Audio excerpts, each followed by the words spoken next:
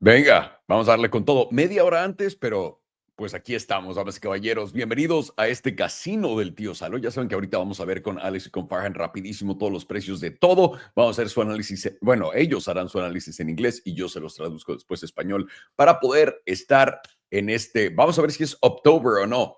¿No? Que es cuando todo el mundo espera que en octubre sube el mercado porque tiene que, siempre ha cerrado en septiembre positivo. Cuando Bitcoin cierra septiembre positivo, 100% de las veces ha ganado más de 50% de pie aquí a fin de año. Y es lo que todo el mundo está esperando. Vamos a ver si va a jugar o no. Vamos a ver las tablas y ver dónde estamos parados y cuáles son los niveles importantes para que pueda seguir, brother. De ahí, oigan, todos ustedes saben, tengo una propia tesis de inversión. Y esta tesis de inversión tiene y ha seguido los movimientos del mercado hasta ahora. Y tengo que decirles esto, voy a cambiar voy a cambiar mi estrategia un poco. ¿Y a qué me refiero con eso? Todas las posiciones que compré que están muy arriba, tengo ya objetivos donde las voy a vender. ¿Y por qué las voy a vender? Por justamente lo que vamos a platicar en este momento. Más y más pasa el tiempo, más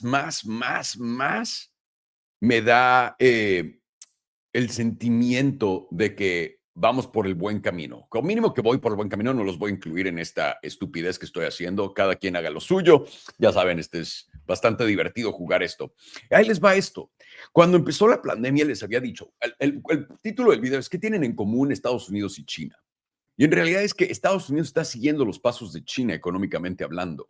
Solamente que todo el mundo está esperando a que todo sea idéntico, que todo sea uno por uno, ¿no? Que si China tuvo un colapso y ahora es un colapso deflacionario y bajaron tipos y simplemente no pueden hacer que suba, etcétera.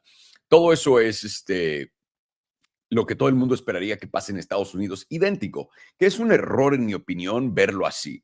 Y la razón por qué es sencilla, porque son dos economías que funcionan muy diferente. Y les he dicho esto, por ejemplo, cuando yo estoy comprando Tesla, cuando estoy viendo qué es lo que le está pasando a CarMax comparado con Ford, es porque ellos, Tesla y CarMax, son directos al consumidor. China es básicamente una entidad, un país entero que es directo al consumidor internacional, si se ponen a pensarlo. Es diferente que Estados Unidos. Estados Unidos vive en una burbuja divina que le permite continuar con todo esto que está haciendo, porque Estados Unidos ya no exporta ni vergas más que lo más grande que tenemos es tecnología e inteligencia artificial que todavía en sí no está pagando tantos dividendos todavía, pero está por ahí. Y esto permite a que puedan empujar esta burbuja. Ahora, ¿dónde estamos parados en todo esto? Estoy viendo más y más que están empujando a todo el mundo a entrar a la bolsa. Estoy viendo que están empujando una narrativa de FOMO, de güey, si te sales vas a perder porque viene más inflación cuando no viene más inflación. Ya hemos probado incansablemente, un incansable número de veces que estamos viendo precios caer. Y si no son precios, es descuentos. No importa cómo le quieran decir, güey, a fin de cuentas vas a pagar menos por las cosas y estás pagando menos por las cosas. Y voy a explicarles lo que les estoy diciendo. Ahora, cuando empezó la pandemia, que empecé a hacer el podcast con Rod Emprendeduros, les dije que parece que Estados Unidos está siguiendo a China, pero más lento. Eso sigue dentro de mí y eso ahora acaba de ser todavía más validado, porque lo que estoy viendo en China es justamente lo que estamos viviendo en Estados Unidos. Y déjenme, les doy la paralela, ¿ok? En el 2019, China dijo, güey, vamos a empezar a invertir fuertemente en nuestras empresas, en nuestros empresarios chinos, en toda esta gente que dice, concha un pao. No.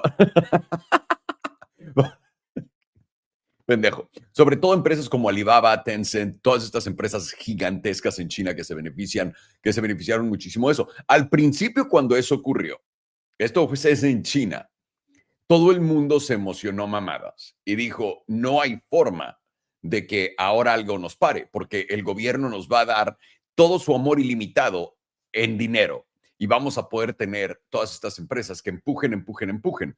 Ahora, 2024-2025, ¿qué es lo que ha hecho Trump? ha estado agarrando al gobierno y hacerlo socio abiertamente y públicamente, porque el gobierno es socio de un chingo de empresas. Yo sé que ustedes no lo creerán nunca, pero Facebook es una empresa que básicamente, no al principio, Mark Zuckerberg sí creó Facebook y todo eso, pero una vez que Peter Thiel se metió, que es el primer inversionista grande, es cuando entró el gobierno en Facebook, por ejemplo, y Facebook lo que es simplemente una base de datos donde tú la alimentas personalmente para que sepan todo de ti. Lo mismo con Google. Empezó como un Google Search. El gobierno invirtió $1 millón en lo que seguían en su garage, etcétera. Todo eso sigue. Pero abiertamente, y lo mismo pasaba en China, idéntico. Pero abiertamente, tal cual como China lo hizo en el 2019, nosotros en el 2020, en el 2024-25, lo que hemos hecho es lo mismo. Güey, que vamos a invertir en Intel, a la gente le va a encantar. Le encantan esos procesadores de Intel. Todo el mundo los quiere comprar, ¿no? Entonces empezamos a invertir en estas empresas, se metió a lo de TikTok, vamos a ponérselo y dárselo a Larry Ellison de Oracle, etcétera. Entonces, aquí tenemos una paralela grande. En la misma paralela viene el optimismo después de lo que ocurrió, ¿ok? Y ahora, porque tuvimos la pandemia en China, con restricciones y todo esto, ¿qué fue lo que ocurrió? Vimos al mismo tiempo, y esto fue en realidad antes, piensen en esto fue antes de que empezara la pandemia, ¿ok? Que China tuvo o no, fue un poco después. No, fue antes. No, fue después. Ok, fue después, perdón. Pero el problema ya venía, ¿no? Sí, lo podemos decir, ya venía el problema. Y ese problema era bienes raíces. ¿Se acuerdan que había una entidad, Evergreen, creo que se llamaba un pedo así, que tenía un chingo de bienes raíces en China y que absolutamente valió queso y se fue, pero al pito? ¿Recuerdan eso? Ok, cuando esto ocurre en China, todo el mundo le echa la culpa a bienes raíces, etcétera. ¿Y qué es lo que pasa después? Lo que pasa después es, tienes un periodo deflacionario gigantesco que todos hemos escuchado 1 millón de veces porque nos decían en lo que nosotros, nuestro mercado va alcista, todo el mundo decía, güey, es que ve China, está en una situación deflacionaria donde están perdiendo dinero, donde todo está bajando rápidamente y nadie puede hacer nada. El gobierno ya bajó los tipos a no sé qué, el yuan está súper devaluado, nadie quiere comprar la deuda china, ¿no? Es literalmente lo que vieron. Ahora, ustedes dirán, en Estados Unidos no tenemos una crisis de bienes raíces, cabrón, ¿de qué estás hablando? No, pero aquí en Estados Unidos es diferente cómo estamos compuestos económicamente. ¿Y a qué me refiero con ello? ¿Cuál es la mayor cosa que podía dañar la economía en China? Bienes raíces. ¿Por qué bienes raíces? Porque todo el mundo en China tenía una o dos propiedades, literalmente como en el 2008 o hasta tres propiedades, ¿no? En Estados Unidos. Idéntico, idéntico. ¿Y qué es lo que ocurre? Lo que ocurre a China en realidad no es lo que te cuentan, es la sencilla obviedad de que todo el mundo cierra y empieza a buscar otros lugares para producir cosas. Y eso le empieza a pegar a China. Al mismo tiempo a China lo que le está pegando inmediatamente es que todo el consumidor después del 2020-21 pero ha sido quemado al piso, donde ya se gastaron todo su dinero y pues no hay más. Estamos viendo menos viajes. Toda la gente cree que Estados Unidos está experimentando menos turismo porque todo el mundo odia al presidente Trump. La gente nunca se pone de acuerdo. Eso es mentira completamente. Lo mismo está pasando en Canadá, lo mismo está pasando en Europa. El turismo se está alentando bastante y esto es mundial. ¿Por qué? Porque nadie tiene dinero. Por lo mismo, todo el mundo deja de comprar un chingo de cosas de China y por lo mismo China empieza a entrar en este periodo deflacionario. Ahora, nosotros del otro lado, ¿qué es lo que tenemos? Nosotros tenemos una economía muy débil en cuanto se refiere a la población, que es lo que les digo que es en realidad la economía, no los datos de gobierno. Y una vez más repitiéndome, perdón, pero en Estados Unidos la población no tiene dinero, está jodida. Y nosotros lo que tenemos son intereses altos, el costo del dinero es bastante elevado y todo el mundo se ha metido en deudas potentes a intereses muy altos. ¿Ok? Esto es una contracción de crédito porque el crédito es bastante caro para todo el mundo y por ende tenemos la menor cantidad de movida de casas en bienes raíces y también de edificios comerciales en 30 años o más de 30 años, ¿no? Lo mismo con los coches, etcétera. En Estados Unidos, el efecto riqueza no viene de las propiedades, como lo vimos en China. El efecto riqueza en Estados Unidos ha cambiado de manos. Antes estaba en las propiedades, 2008 hasta ahora, ¿no? Ahí fue donde hice una fortuna. El siguiente paso a esto fue, a la gente no le alcanza para comprar casa, pero adivina qué, carnal. Todos pueden estar en la bolsa. Si pones estadísticas para que entiendas cuánta gente hay en la bolsa y en cripto en total en Estados Unidos comparado con el pasado, estamos en altos históricos, pero por un chingo, ¿ok? ¿Y qué es lo que estamos viendo? Estamos viendo lo mismo que hizo el gobierno que en China, hacerlo en Estados Unidos. Y al mismo tiempo están invitando a todo el mundo a que entren a la bolsa diciendo que no puede fallar, que la inflación va a continuar. Si la inflación va a continuar en la cabeza de todo el mundo, va a subir cripto, va a subir las acciones, va a subir todo esto. Y lo que va a pasar en Estados Unidos, porque ya lo tenemos, los triggers de todo esto es que literalmente toda nuestra economía está centrada en la bolsa de valores y en el mercado de cripto y también bienes raíces. En cuanto veamos, ¿no?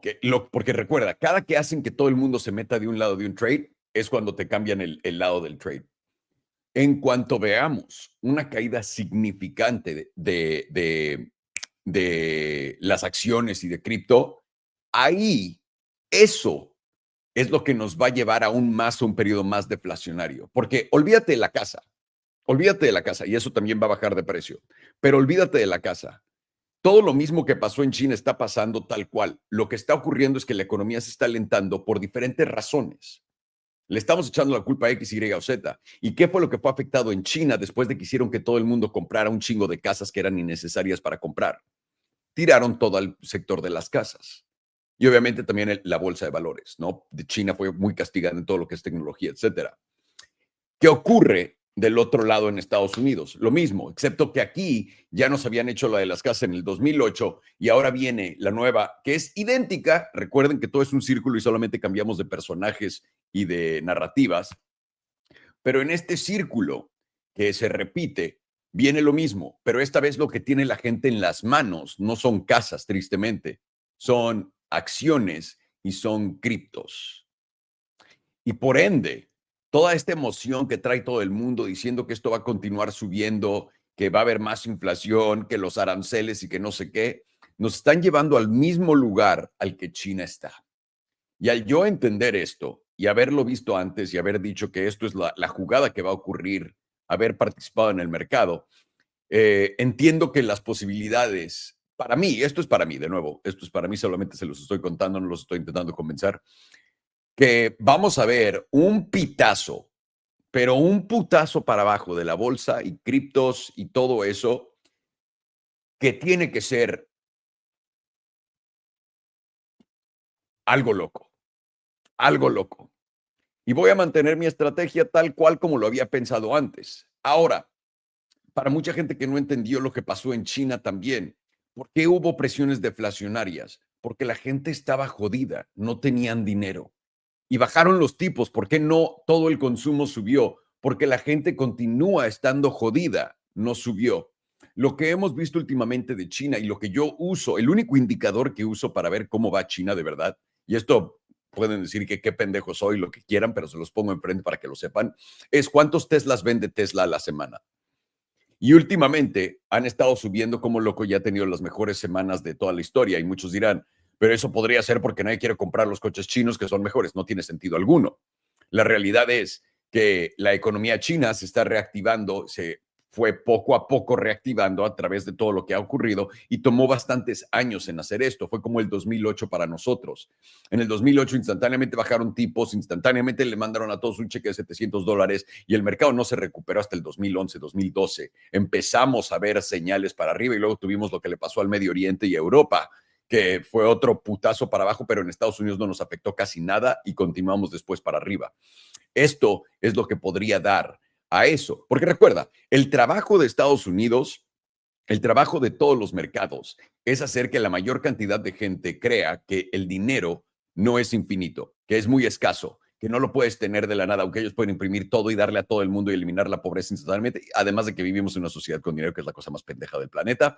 Pero bueno, es como funciona este pedo, así que vamos a continuar con ello. Y la cosa aquí va a ser sencilla. Una vez que todo el mundo está de un lado, el trabajo de Estados Unidos, el trabajo de los gobiernos, el trabajo de los malvados que juegan este juego, que no son malvados, son los que están jugando básicamente en contra de todos para que todos tengamos un obstáculo.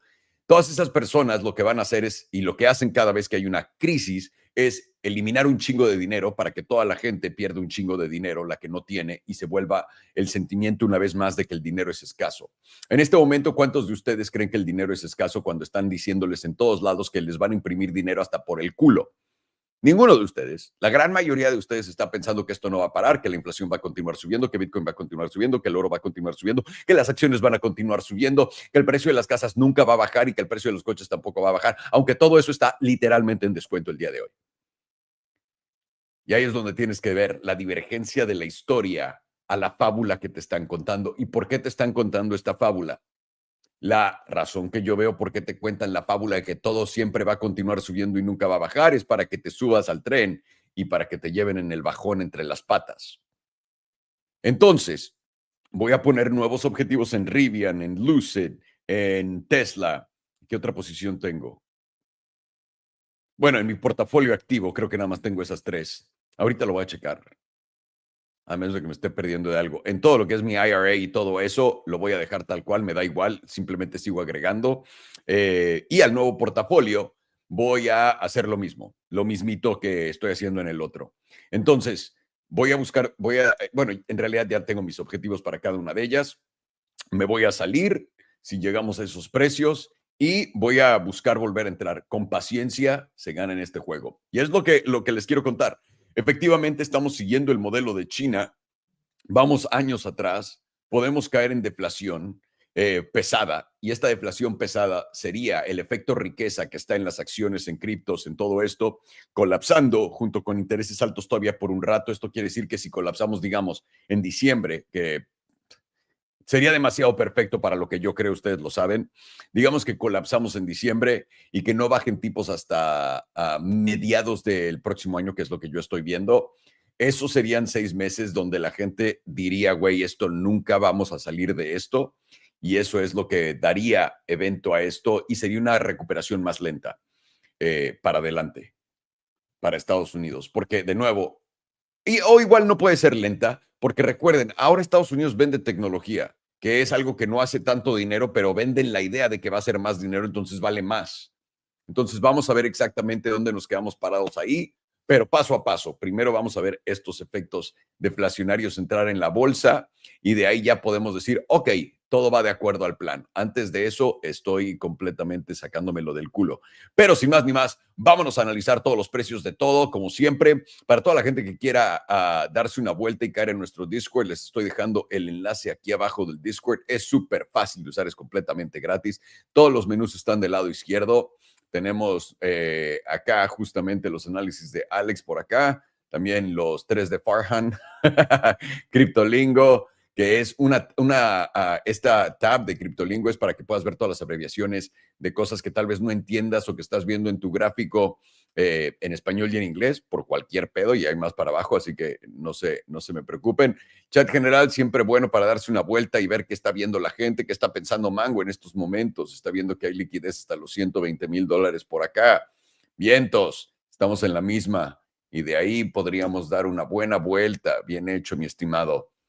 P&L Cards, vengan a compartir sus ganancias con nosotros. Ultrabot sigue rompiendo madres, un long de 50x en Bitcoin en los 108 y ahora 113. Uy, imagínate haberlo guardado hasta ahorita, güey, que está en 116. Daniel, un 55%. Felicidades, perro. Un 6%, un 9%. Estos son buenos. Yo soy de los que se llevan su pequeña ganancia. Estos cabrones, 20%, o sea, me aviento 20, 30, a veces 70, 100% es como el límite. Arriba de eso me da de, güey, ya hice dinero en chinga, voy a vender. No puedo hacer lo que ustedes. Ven, nada más un 124% en un long de Solana. Vientos, cabrones, me da muchísimo gusto. Y para todos ustedes que quieren hacer todos estos longs y cortos, shorts en Bitcoin, en Solana, en todo esto, les estoy dejando el enlace aquí abajo de cómo tradear en Bitunix o usar cualquier exchange de futuros. Es el mismo enlace, está aquí en la descripción de abajo. Si están viéndome en Facebook, si están viéndome en X, en cualquier otro lado, vayan a YouTube y busquen Alejandro Salomón, métanse en vivo y en el About sale. Lo siento, no los voy a spamear. Y si les escriben en Facebook, en X, diciéndoles que soy yo, que cómo vas con tus criptomonedas, te quieren estafar, güey. Me vale, no te puedo explicar cuántos kilos de verga, me vale cómo te esté yendo con tus criptomonedas. Estoy aquí para contar todas mis estupideces. No le contesto mensajes de texto ni a mis amigos. ¿Por qué vergas voy a estar escribiéndole a gente que no conozco en línea para contarles y ver cómo van con su estrategia? Y menos porque les están pidiendo dinero. Oye, invierte conmigo, dame $2,000. Y lo cabrones, ¿cuánto dinero tienen ustedes para regalarle a estos pendejos? Es impresionante. Impresionante. Pero en fin, aquí tenemos cómo usar Bitunix. Un video, este me lo acabo de reventar, 11 minutos. Pone cómo abres tu cuenta, cómo registrarte, cómo abrir tu cuenta, cómo mandar dinero a la cuenta, cómo fondear tu cuenta de futuros, tu cuenta de spot, cómo sacar el dinero, cómo hacer un corto, cómo hacer un largo, cómo poner un take profit, cómo poner un stop loss, cómo operar completamente, cómo usar el apalancamiento y todo eso. Acá en 11 minutos lo ves, es gratis. Y aquí abajo tienes el enlace para que puedas usarlo. Pero también aquí mismo en Tutos tenemos cómo usar bluffing. En Bitunix te puedes apalancar creo que hasta 125x. Eso quiere decir que con $1,000 puedes abrir un trade de 125,000. En bluffing te dan hasta 150x. 150, o sea, con $1,000 puedes abrir un trade de 150 y aquí tienes el video de cómo funciona bluffing. Yo usaría el de Bitunix para aprender cómo usar todo. Es el más completo, pero aquí tienes bluffing y también tienes el enlace para que lo puedas seguir seguro. Vámonos con estos chavos. Vámonos a darle con absolutamente Toño de Valdés. Boys, good morning. How Buenos dias, muchachos. How you guys doing?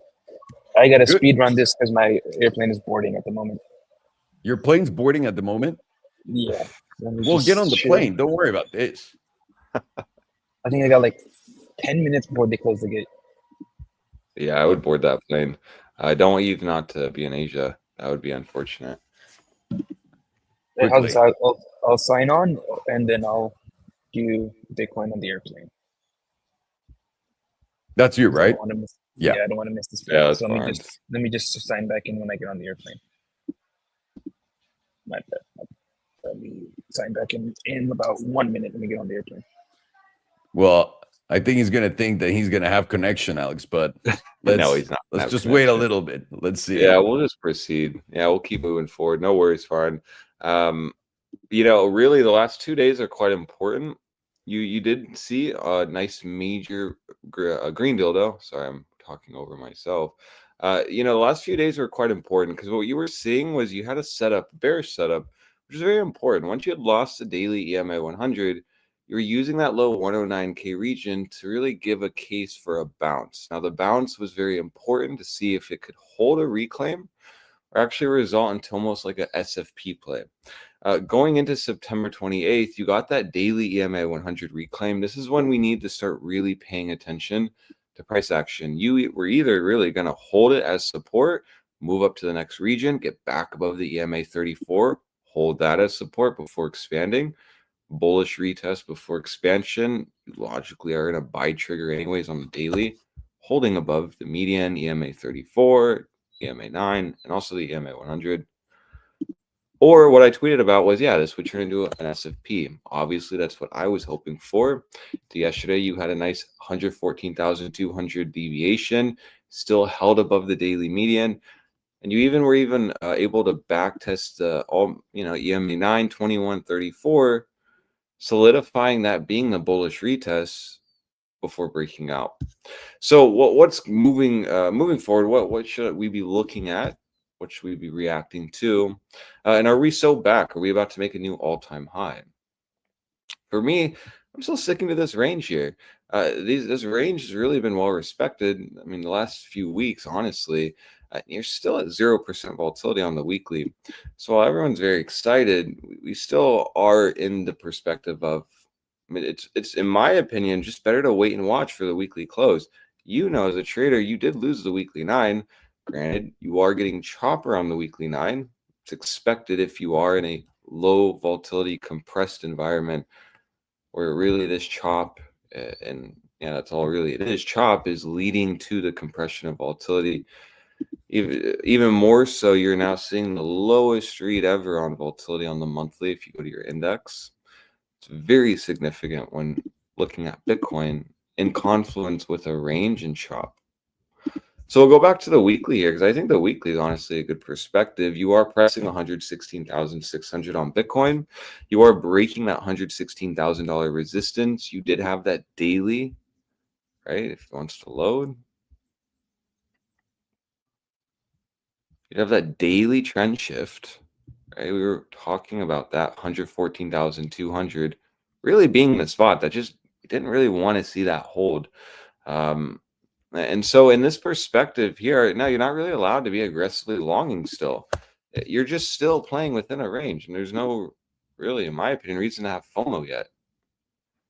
Now, if you start to see, weekly, 5-day, 2-week volatility fire off, Bitcoin's at 123,000. We're sitting here with our pants down because we're trying to short. That would be unfortunate. But here we're still in a very easy setup. You're either in 4 days just going to get a reclaim. You're going to reclaim the weekly 9. And then that'll either just hold as support and you'll expand off of that.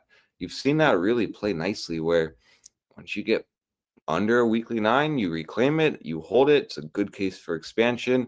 You go under a weekly 9, you reclaim it. You just couldn't hold it here. But now you're reclaiming it again, just playing into the idea that you're just getting chopped. But still, even more so, you would want to watch the reaction at $114,000. And or if you get back above 116,000, which currently we are, right?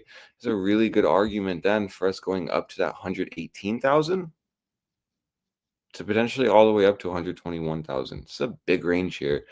Visually, you can just see right in this region here, holding above $116,000 led to big upside moves into the 120,000 to even all the way up to a new all-time high.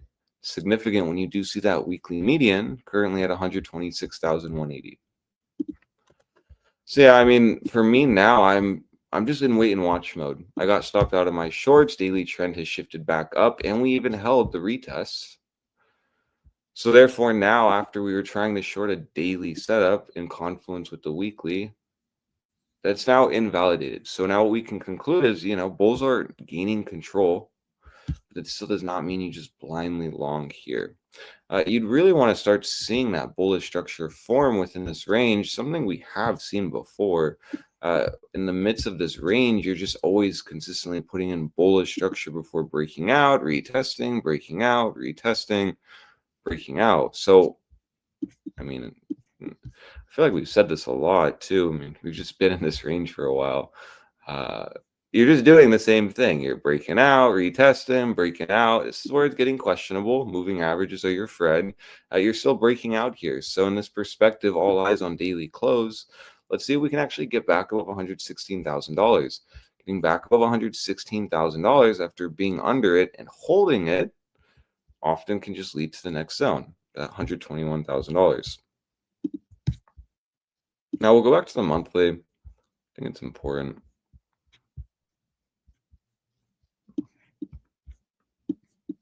Oh, we did get a monthly close, actually. Interesting.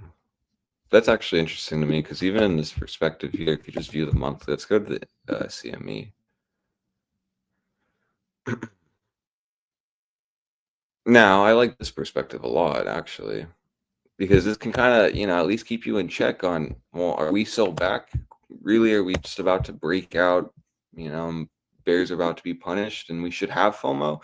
No, not really, honestly. You're just still in a massive zone of resistance, which granted has been the zone that's been selling off for Bitcoin. You just see it on the index. I think it's better represented on spot, where you actually see the sell-offs more easier, or at least, just selling pressure in this region. Right in this region, you can just see where these wicks start. So this is a big zone for Bitcoin to break, a really big zone.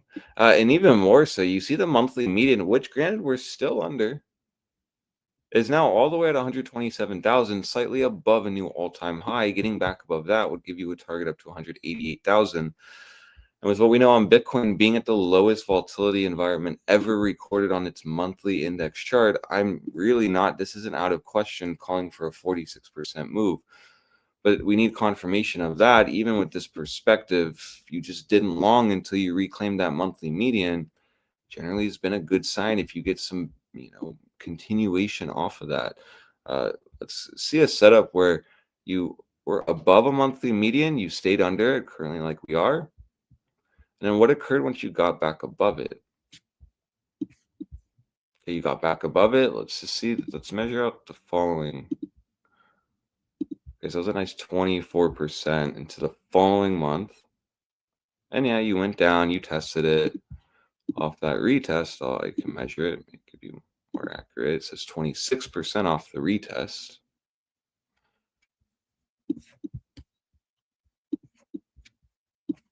So and we'll have to really gauge this monthly median, but now, I mean, if we start coming up here, there's a good chance you'll start reclaiming the monthly median again. This in itself is a whole setup, which just, again, can just help us keep the perspective. Shouldn't really have FOMO in this range, in my opinion. And really, I'm still watching. I'm really watching if bulls are going to take control like what it appears they are trying to do. Then really we should then cycle to the 5-day, right? If we're talking about the weekly, because that's closing in a day, and we can just simply use a 5-day EMA 9 strategy. We're truly going to be bullish, and we're truly going to break out, and we're about to make a new all-time high. Then really the easy trade in that case, in that environment, right, is you back above a 5-day 9 and you just long the retest. In trending bullish markets, that often acts as an opportunity zone. And it can work to the downside as well. This again is giving us more confluence of our short idea. But you can see the extremity low, which is why like using that EMA 34 didn't get lost. And confluence with that 109, which I'll say this again, that is my big spot. That's the spot where if we start losing 109.3, I'll be convinced we're in breakdown mode at that point. But quite the opposite occurred from that. You actually got a nice move. We were talking about a bounce, but in my opinion, I wasn't expecting it to break 114,000. So this is definitely something different than I was expecting going into October. But again, still not getting FOMO here, max longing, rather I'm just waiting for the reaction here. I don't want to front run a bullish move before a 5-day close, right when we're about to reclaim a 5-day 9. Because, hypothetically, if you started max longing here, can you afford a 2% pullback for a bullish retest setup? And, unfortunately, most can't because they're trading 50x or higher. So just a perspective that then keeps our idea on the daily and also the weekly. Let's wait for more data. Holding $116,000 has been honestly a really good sign for bulls. It's just been the sign, honestly, that you're going to go up to the 120s. So we haven't even closed today above $116,000. Better to wait, watch, and just see the reaction in that region. Now, I'll lastly go to the quarterly.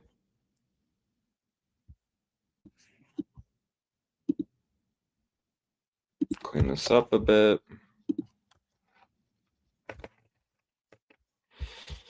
See, that's crazy. 38.2%.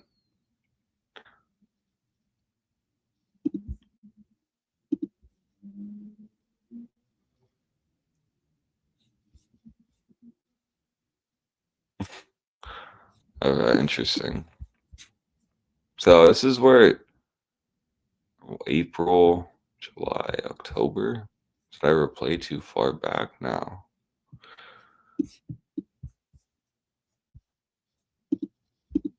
I'm not going to use in the replay tool. I'm not like foreign. Shit's confusing. 1 second.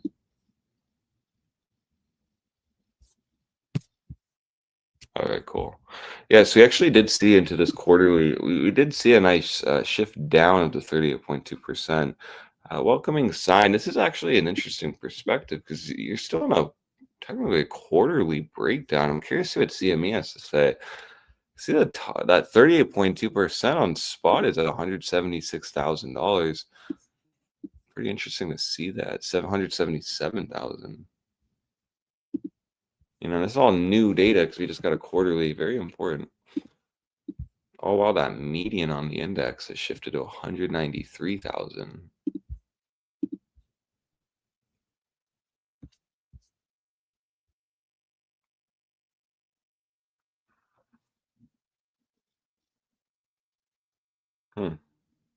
So quarterly breakout to then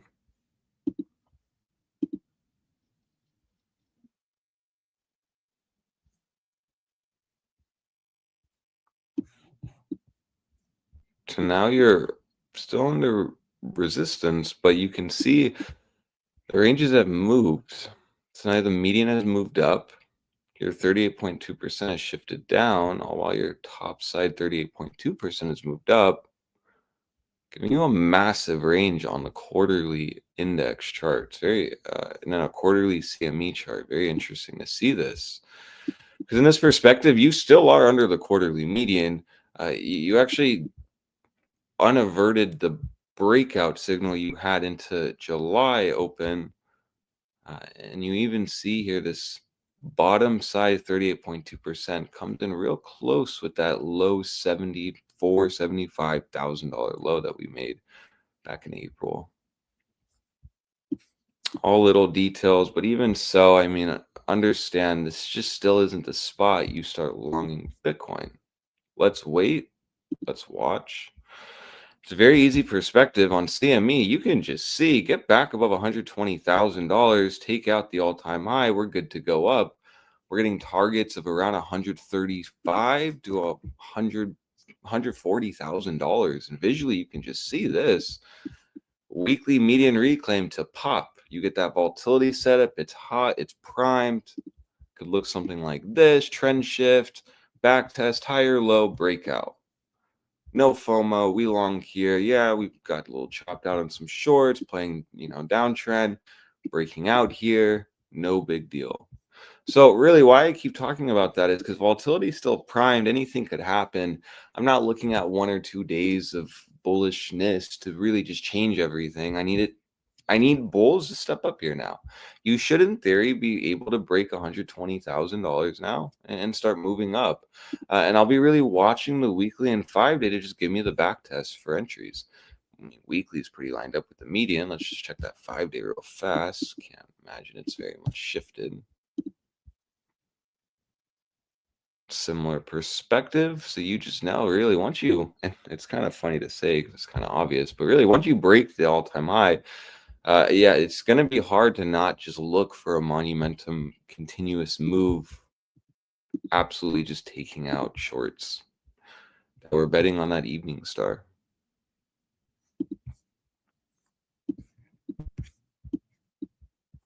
So I'd be watching the ranges now. Going into today, again, same thing. Watch $116,000 on Bitcoin. That's the spot you just want to see hold. As long as you continue to hold it, I'll go back to our index. I like it more on the daily. As long as you do hold above $116,000, the implications on to get a move up to that 120 to 123,000. And at that point, you have to just wonder if you potentially are going to make a new high, specifically in the midst of the daily uptrend shifting, all while weekly and 5-day EMA 9 could perhaps be reclaimed within the next 4 to 1 day. So something to watch. Just solely off that 5-day, though, you will get a setup, which then can just tell you at least just wait and watch for the 5-day. Then you'll play that, you'll get an easy trade, and you even have volatility supporting the idea of a major move if, let's say, you do start really holding that $116,000. But remember what I said, can you afford a 2.5% pullback from this point? Just simply retesting a 5-day EMA 9, which again has just been the easy setup for the 5-day. Even helped us here on this move down. Even helped us here gauging this move down. You lost a 5-day 9. You went and retested it. We were able to short. Went for it down 4.3%. Held support. Now here we are. So something to watch very carefully going into this week. You also have that token 2049 talked about this. Bitcoin likes to pump into these. And then does it hold the pump? Can it keep the pump sustainable? Or, is it just doing that thing that it does right before a major move down? What thing is that? Well, just trapping longs, something we've seen in this range. We're so back, we're so rich and happy, and it just results to rejections, to breakdowns. But I will still say, now the monthly is just still bullish, and really bulls are going to try to solidify this low to be a higher low. So watch out for that in this perspective on the monthly. You really should be just expecting a new high into really the end of the year, and perhaps then all of the bulls talking for October and bullish Q4 are right. That's all I kept hearing today at the event. Bullish Q4, bullish Q4, bullish Q4. Well, I don't know.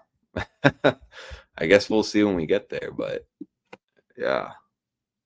Or we'll just watch the end of this year and just see. So that's what I have on Bitcoin, really.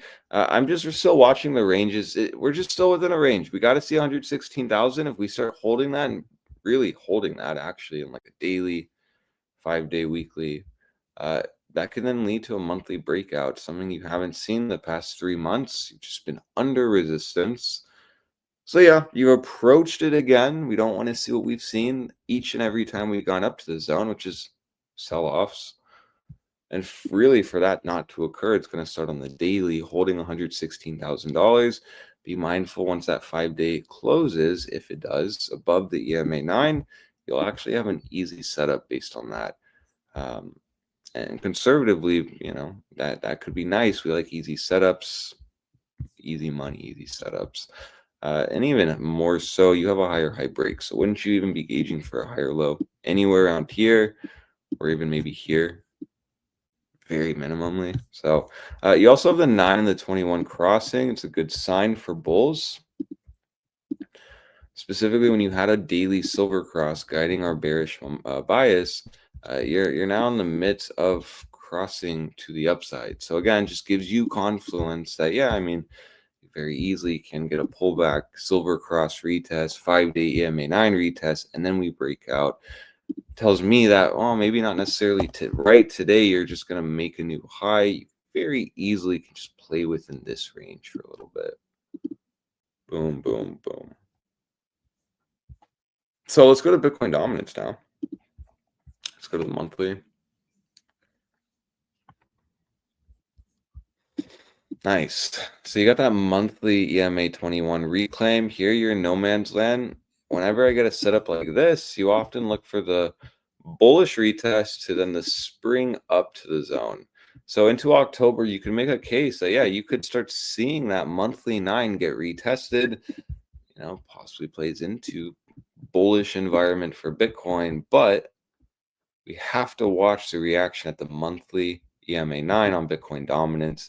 Very simply, a level that's been holding this entire bull market, in theory, needs to be reclaimed. You just got to get back above, straight to business, can possibly get all the way back up to 62.3%. But until then, you are watching for this to give you a deviation and a move up. And we've been talking about this since we lost support here in July. Then you nuke down off of the EMA 100. And then we've just been slowly waiting for the pop. Now, this price action has made the monthly 9 move shift down a little bit, but still, I'm looking into October, November, this setup to take action. We won't know really what will occur once we get to this monthly 9. That's why you need to watch. Now, the weekly was telling you, most likely going to get a move up over a move down. And that's just simply based on the EMA 100 on the weekly. Now, you're pressing still that weekly 9. It's very important, which can tell you, you may get a little move down from here, potentially. But why would you really expect that and be okay with that? Well, you have potentially a low, and now you're taking out the last major lower high. Ideally, as long as you're not really taking out September 8th wick low anywhere in this region, consolidation's bullish, and you're just gauging the EMA 100 as your spot. But still, I am watching for a move up to 60% in October. And there, I'm more convinced it will reject, but we really just can't know until we know. And that's why it's just very important to be watching, understand that, the monthly can allow for a move up. And once we do get that move up, it's going to be very crucial for us to go back to our monthly chart, look at the reaction, and kind of see where we're at. Confluence of this idea, you're holding above the 50%. Next target would be the 38.2% underside retest. So even the HBDR is saying, yeah, be watching that monthly 9 for potentially a bearish retest here.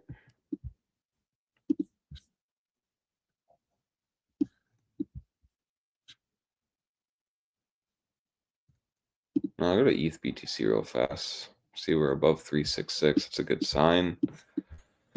Let's see where that closed. Did it hold 366 or did it not? Ooh, not a good sign. Let's see here. Not a good sign. Look at the last reaction when we didn't hold 366 on a monthly. Doop. So I'd be very cautious here if you're trading altcoins. Very minimally, you'd be expecting a move down to this region. Maybe testing that monthly 9. I'd like a sneeze there. That just went away. Kind of hurt my nose. Well, we keep going.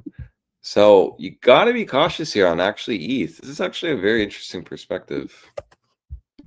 Like it was very that simple. Like honestly, you lose 366. It really was kind of your start of a major bear move. You even have a weekly EMA 100 deviation. Did you hold the 9? You did, but you lost the median. And really not the most clear. You get a lot of chop here. But that's why we go to the monthly. And losing it on the monthly is really a telling sign to me. Now, into October, it will be very crucial for bulls to get back above 366. That's the spot you need to hold. Because really, in all reality, big moves occur off 366 down and up. So losing this is not something I'm confident really in looking for if we're going to get an alt season. And that's all I hear, especially at these events. Altcoins are back. DEX trading is like at an all-time high, and ETH BTC is actually looking like how it looked like right before we bigly broke down. So something to watch moving forward. I definitely will. Now we can potentially have a short idea on ETH into the end of the year. Can't really tell me having a short bias here didn't work out well. I mean, that is really when Ethereum started its run from like 3,800 to 1,400 bucks. So I can get confluence of this idea because we already talked about my at least max pain scenario on ETH, which would be, yeah, we come down, break down, get that channel retest, and then break out.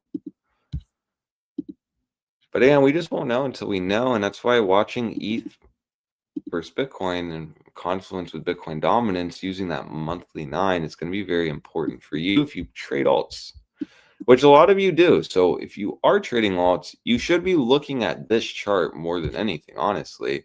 Confluence with your ETH BTC chart. And really, there's just no other way to put it. That's just been the easy way. So this is bearish, though. You're in a monthly SFP. You rejected the monthly EMA 100. You've lost 366. That's always my line in the sand. Seems very likely you're going to retest at 3,321, where that has to hold. If you start losing, and really just specifically taking out August 1st low, I'll be looking at that as the start of potentially making a major move down to 2,582, possibly lower. And then this will give me confidence that, yeah, we are potentially in a pretty easy short environment for altcoins. And perhaps we need to just be focused on that over maybe Bitcoin. While Bitcoin dominance is just putting in that, bearish retest potentially. Could mean that Bitcoin might do well while it takes out liquidity from alts. That's all that could mean. And then if Bitcoin ends up rolling over, it's not like alts are then going to do well. Nope, they're probably going to get hammered more. And then when Bitcoin does end up finding some type of resistance, your altcoin gets even more hammered. And then it's just you're getting hammered all the time, 24/7. So, at that point, I might as well just call you George. No, I'm just kidding. So, yeah. So watch 366, very important. It's a big spot. And use, Bitcoin dominance, confluence of this idea. Bitcoin dominance going up will mean ETH BTC is going to go down.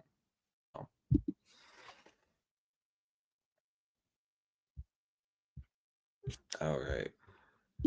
Tether dominance.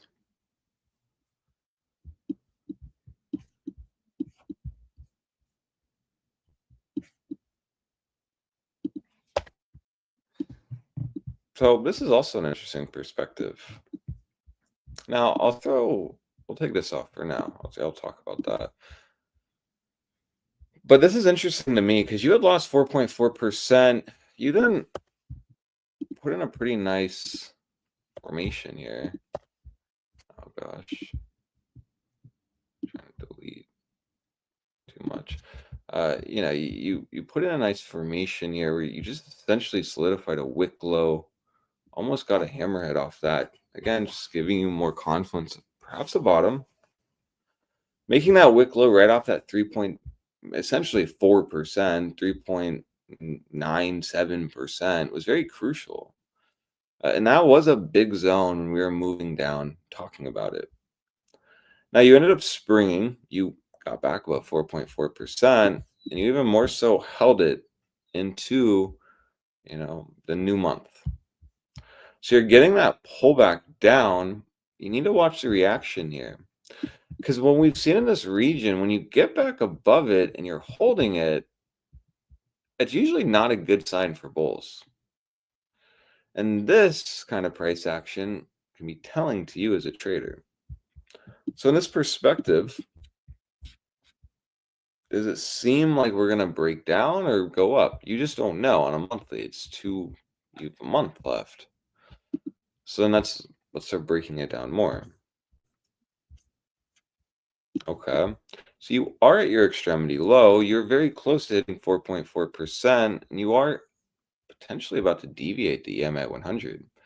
It's not just based on the daily. You see you're in a daily downtrend. You have a lower low break. Once you gauge potentially a bearish retest of just that EMA 100 before rolling over, losing 4.4%, and you get that big move up on Bitcoin.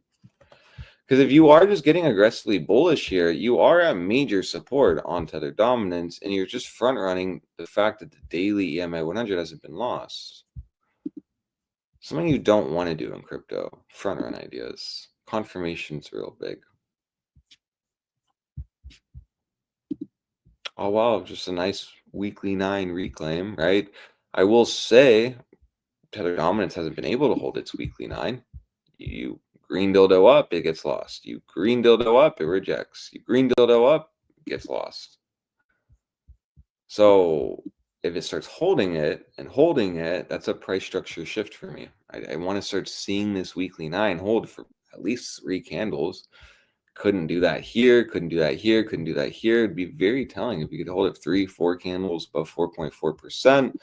Specifically, again, consolidation above 4.4% leads to expansion.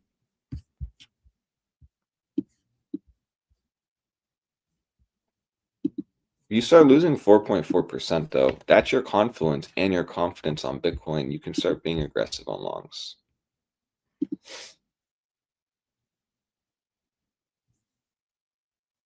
Right? And why would that be allowed? Because the 5-day, you're getting that setup still. It's just very similar to what I was saying. You get that 5-day EMA 9 reclaim along the throwback.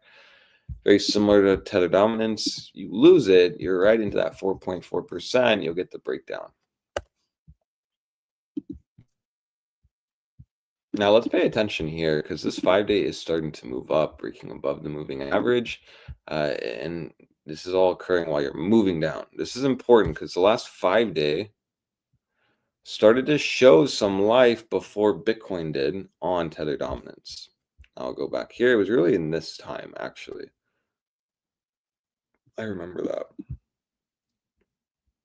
It was right here. We then started to expand really hard. And then here we see bulls took back control, and then you got a nice move. We did start seeing Tether dominance fire off first, which makes sense before Bitcoin. You can see we're at 6.3% on Bitcoin index. I think it's still at 0. Let's see, 2.3. So yeah, I mean, it is somewhat lagging. So if you do start seeing Tether dominance volatility setups fire off, specifically that 5-day, something worth watching, because that could have a bleed-in effect on Bitcoin. And here, what's the easy perspective? Just lose 4.4% on the 5-day, you're good to go down. But you don't want this, if you're bullish, to just be a throwback. That would not be good. You still potentially have this inverse head and shoulders. You're now potentially just retesting before going up. So it's going to be very crucial into this next 5-day to watch. The 5-day will be giving you a setup. And therefore, then we can just wait, watch, sit on our hands, and let the degenerates trade themselves out. And we can just simply wait for a bullish setup to come to us. And that will be based on the weekly and 5-day. 114,000 is the spot. You want to see that 5-day 9 get tested. If you start today reclaiming $116,000 and holding it, that could be a sign that, yeah, perhaps that you are just going to expand off of that. But front running that idea on just a green dildo just generally hasn't been a good thing for bulls. You just let the trades come to you in this environment. And if they get stopped out, you reiterate, you watch the throwback, and then you plan your next trade. So for me, as long as you're above the EMA 100 on the daily, you're not going to get the SMA 200 setup that we wanted. You know, it's similar to here. We wanted the setup. It didn't work out. You daily trend shifted. You higher load. You broke out. Same here. You lost it. You grinded out a bottom. You went up. You trend shifted on stream. I remember that. And then here we just talked about simply you're going to throw back or deviate. I even tweeted about it. You threw back and you held. So now this is, in bull's favor. You're seeing the 9, the 21 cross, giving you that indication. But just because they're in favor doesn't mean that they're going to take that opportunity to run with it. They haven't been. People will see my chart and see a bunch of lines. Just understand that this is a major range you've been in. 109,300's the extremity low. 112,000 is the start of the range. You get back, you get 114,000 mid-range. 116,000 kind of your big spot. You need to hold it. Gotta hold it. It's very important.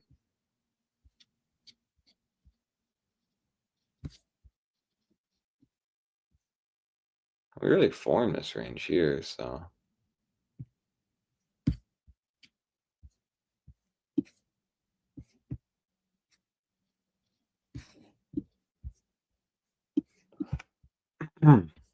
So be watching very carefully.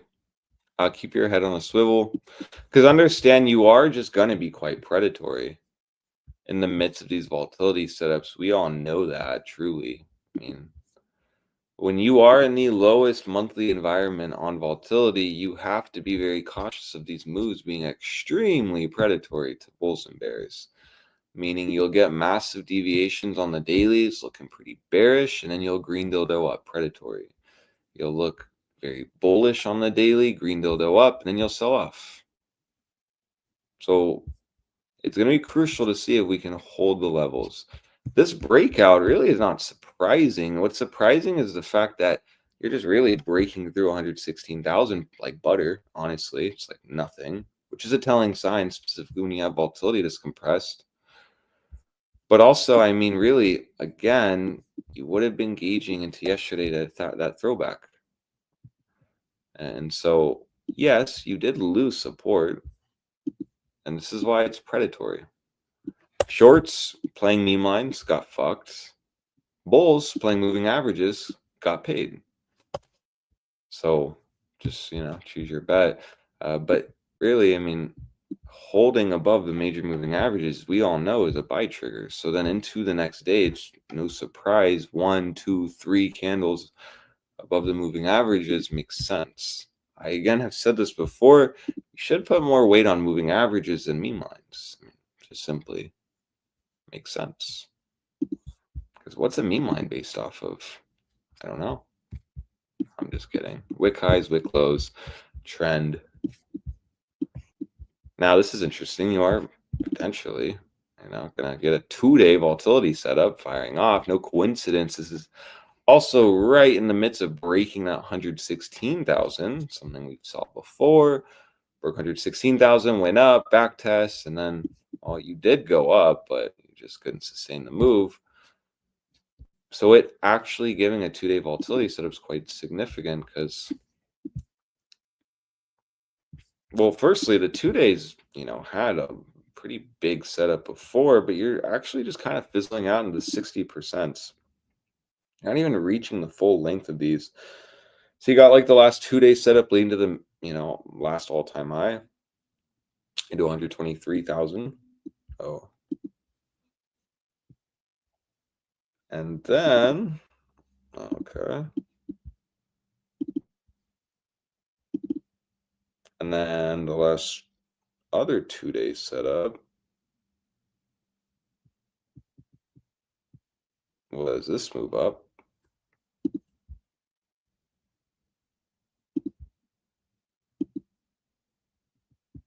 I guess that was only. So it went up. We then rejected, leading to a reset. You've broken out. It's still resetting. It's bullish.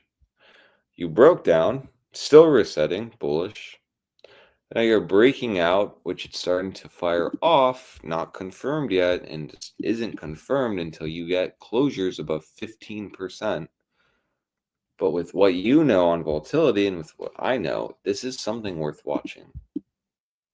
So if you're bullish or bearish, you have levels here. You are changing, shifting things for Bitcoin in terms of ranges and potentially volatility. Let's just watch very carefully here. Really, I don't, again, see the argument longing here. Even on this 2-day, you would just get a retest setup similar to this environment here.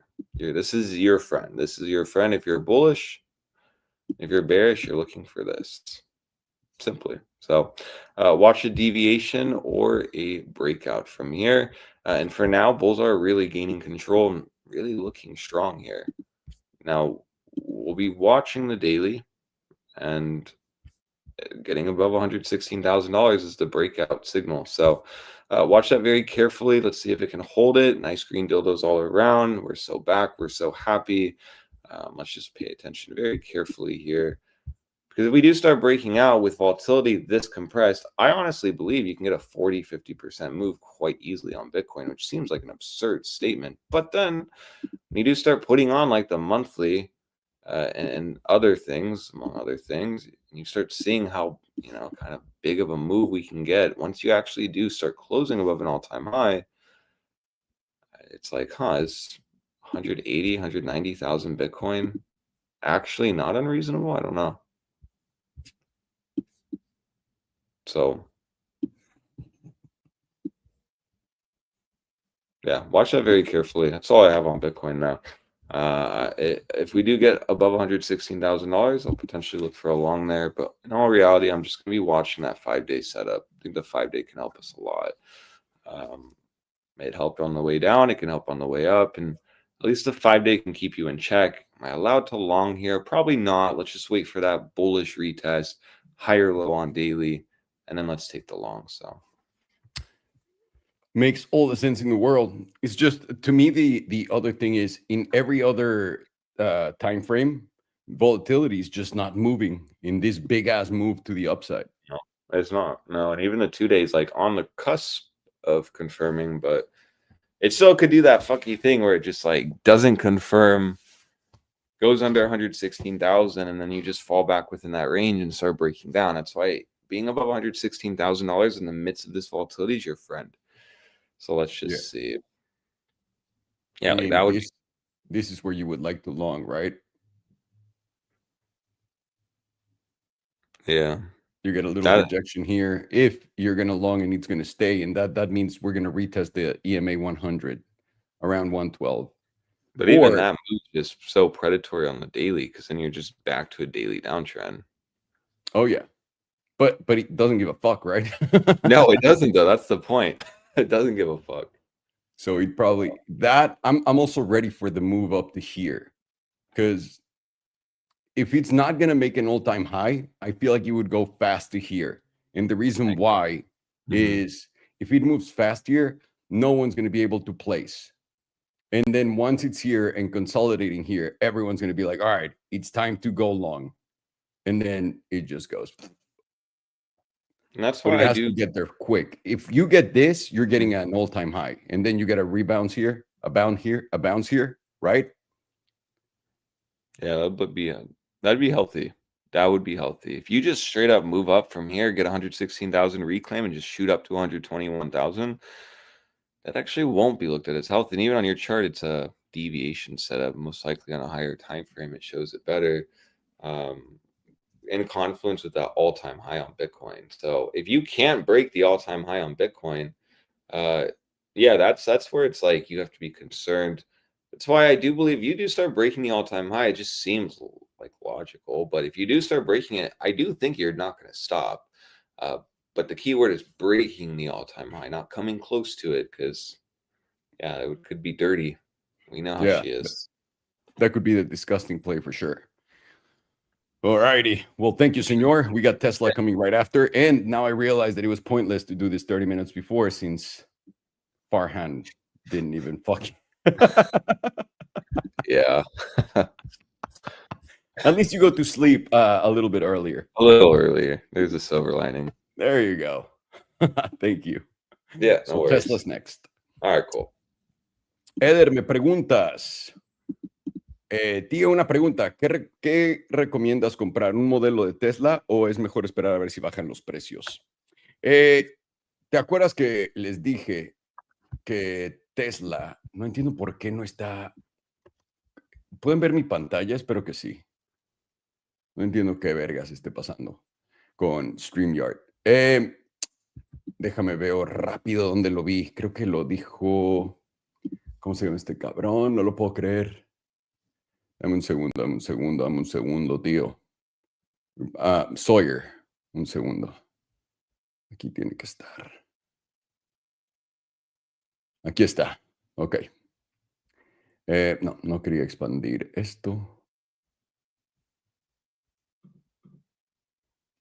¿Pueden ver esto?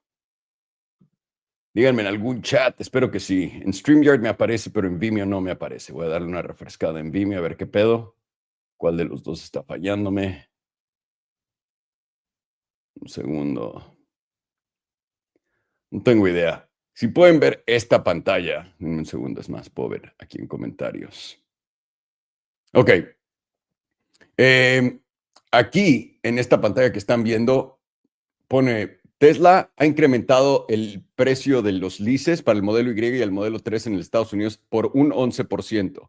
Pero Tesla también está introduciendo un 6,500, un crédito de $6,500 para poder ayudar en contra del crédito de los EVs. Recuerden que el crédito eran 7,500.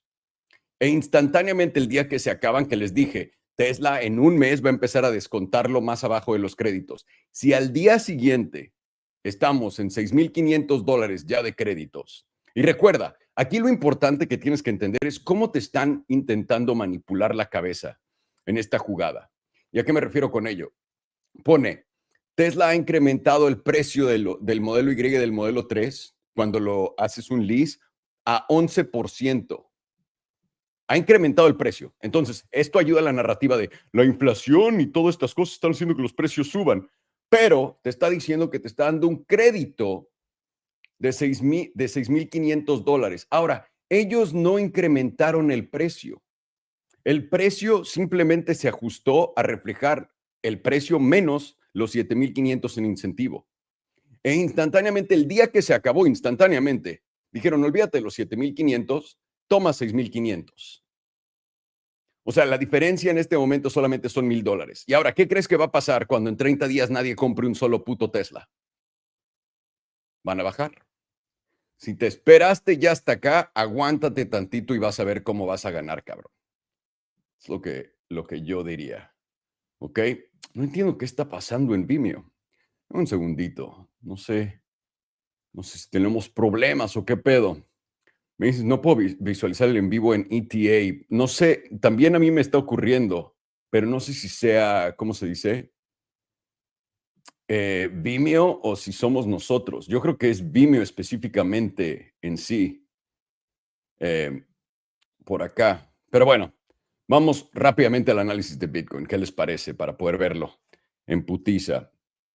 Lo que habíamos dicho por acá, Bitcoin está en una tendencia alcista. Lo más emocionante de todo esto es que por fin, damas y caballeros, de un segundo, déjeme dejar de pintar, es que por fin cerramos nuestra vela trimestral acá. Y, atentos, ¿qué hemos dicho cada vez que cerramos la vela trimestral así? ¿Qué hemos dicho que ocurre en estas ocasiones? ¿Qué hemos dicho que ocurre cuando tienes el trimestral en caída? El trimestral en caída, en volatilidad, es que el precio va para abajo, lo va a seguir. El trimestral en subida, el precio va para arriba, lo va a subir. El setup de Hamas, justamente aquí abajo, para arriba. El setup del 2020, después de la pandemia, de irnos a $3,000, $6,000, lo que haya sido, hasta los $69,000 acá. Esto se acabó un cuarto después, llegaste al pico acá. Cuando llegaste al pico, en realidad, ya se había acabado el mercado. Ah, no, eso es enero del 2021. Es cuando bajas de la media. Y ya bajamos de la media rápido, cabrones. Es la cosa acá. Esta ya bajamos la media. Y ahora vamos a ver dónde cerramos esta. Pero esto es muy importante para mí. Les he estado pidiendo que mantengan un ojo bien pelado en esto. Porque si este gráfico va para abajo, vamos o a ver el precio muy pronto en máximos históricos y no le queda demasiado camino para correr. Esto se parece mucho al 2021, donde sigamos en un máximo histórico probablemente 130,000 y ahí nos mande al pito en lo que todo el mundo ya está 150, 190, 200, que es... Ahora, todas las cosas ilógicas pueden pasar, sobre todo en la bolsa de valores y en el mercado de todo, porque no tiene ningún sentido ni correlación con la realidad. Pero normalmente estas cosas han funcionado 1, 2, 3, 4 y ahora vamos a ver si la quinta funciona acá. Vamos a ver exactamente volatilidad contrayendo en la trimestral, damas y caballeros. Eso nos podría dar el parón del subidongo de los Bitcoin para todos ustedes. Pero por ahora tenemos esta estructura que continúa siendo alcista. Altos, altos, altos más altos, altos más altos, altos más altos, altos más altos, con bajos, bajos más altos, etcétera. Lo mismo de siempre. Y lo que les voy a poner ahora es el HPDR. ¿Qué fue lo que pasó con el HPDR? Subió una mamada. Ahora la media del HPDR está en 233. Es un excelente anzuelo. Y esto, la parte baja de la zona azul coincide con lo que les estoy diciendo ¿cómo se llama? Coincide con lo que les estoy diciendo con la volatilidad. Si llegamos a los 127, 128, 130, toda la gente va a tener el pito parado y eso es lo que puede que nos dé el efecto de los $69,000. Ahora, lo que quiero ver acá es cómo nos fue en el 2021, acá, que llegamos a la parte alta de la zona azul, pum, rechazo, alta de la zona azul, pum, rechazo, alta de la zona azul, pum, rechazo, abajo de la zona azul, arriba de la zona azul en octubre 23, una vez que nos metimos. Esto va a ser importantísimo porque si nos rechaza la zona azul en los $128,000, ponte tú, esto podría ser que ya vimos el final con estas velas enteras. Todo este mercado desde octubre del 2023, por 2 años hasta en la zona azul. Entonces voy a mantener el ojo bien pelado. De no poder romper los 128 y dar continuación, ahora de poder hacerlo te va a llevar a los 233.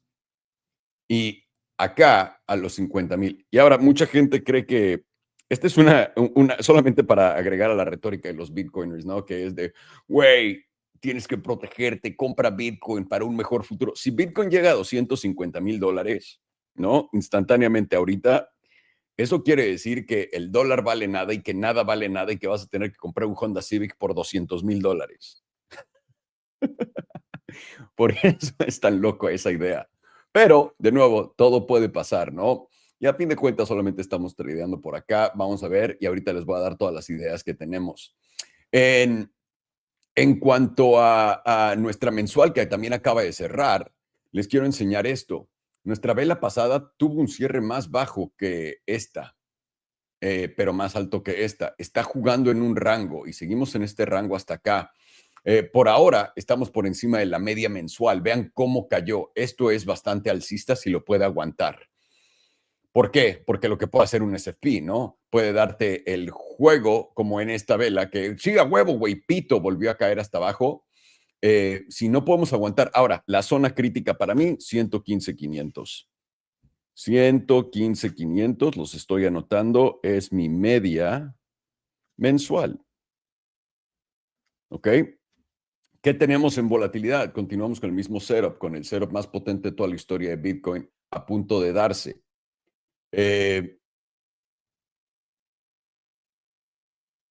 Es que pensando en eso, ¿no? De los setups más fuertes de toda la historia en todo, si estamos viendo ese tipo de cosas, tenemos que preguntarnos, ¿en verdad todo lo que ya subió 10 veces, 5 veces, 3 veces, X veces, va a tener el movimiento más agresivo a altos históricos con qué? Y de nuevo, todo se puede, no podemos dudarlo. Para mí es más sencillo entender que lo que nadie está poniendo en precio es la deflación, lo que tendría que venir para abajo. Esta media mensual, para mí, la parte alta está en 145,500. Bajó a donde estaba la media básicamente del mes pasado, ¿no? La media del mes pasado estaba ahí. No, en los 118, perdón, 118, pero la del mes antepasado en los 144, efectivamente. Esto va a ser crítico. 115,800. 115,800 es lo que queremos ver aguantar. De no aguantar, primera parada 112,500, la línea meme verde que estás viendo acá. Segunda parada los 103. Y ya saben ustedes que si llegamos a los 103 y empezamos a cerrar semanales abajo de 105, vamos para abajo. Si podemos aguantar los 105 para arriba, llegamos a 103 simplemente en una diaria, 2 diarias y subimos, no hay pedo.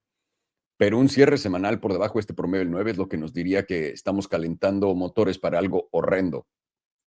Una vez más, la media acá subió y subió justamente a donde está la línea meme una vez más. ¿Qué quiere decir esto? Que acaba de haber juego.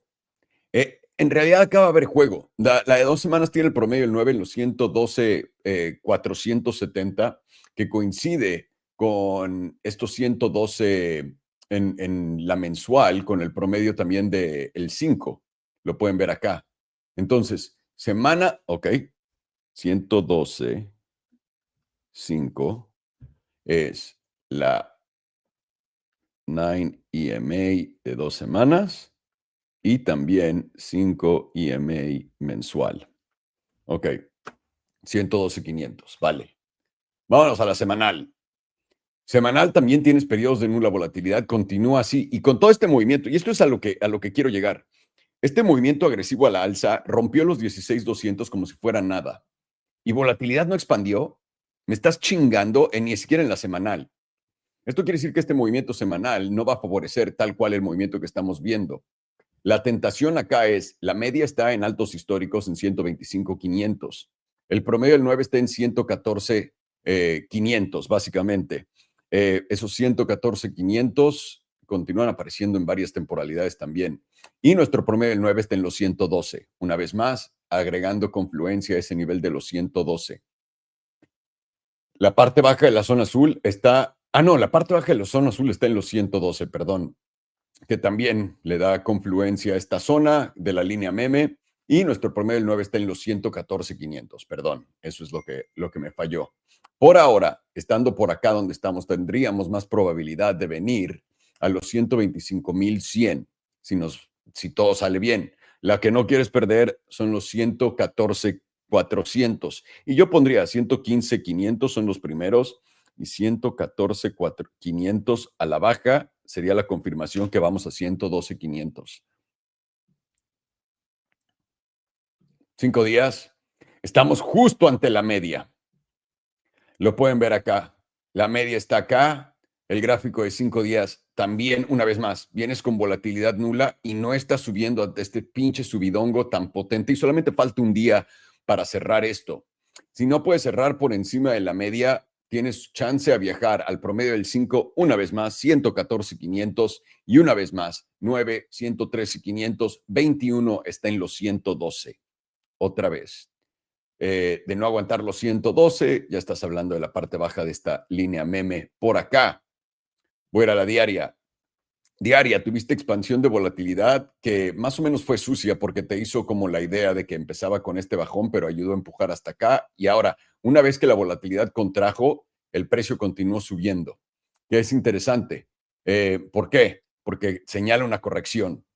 Esto podría bien ser una corrección. Ahora, en la semanal tienes la media justo en la línea meme. Acá en la diaria tienes la parte alta de la zona azul en los 100, 800, en los 118, 200. La media en esto está en los 114, 200. Una vez más, 114 vuelve a aparecer por acá, que también coincide con esta zona.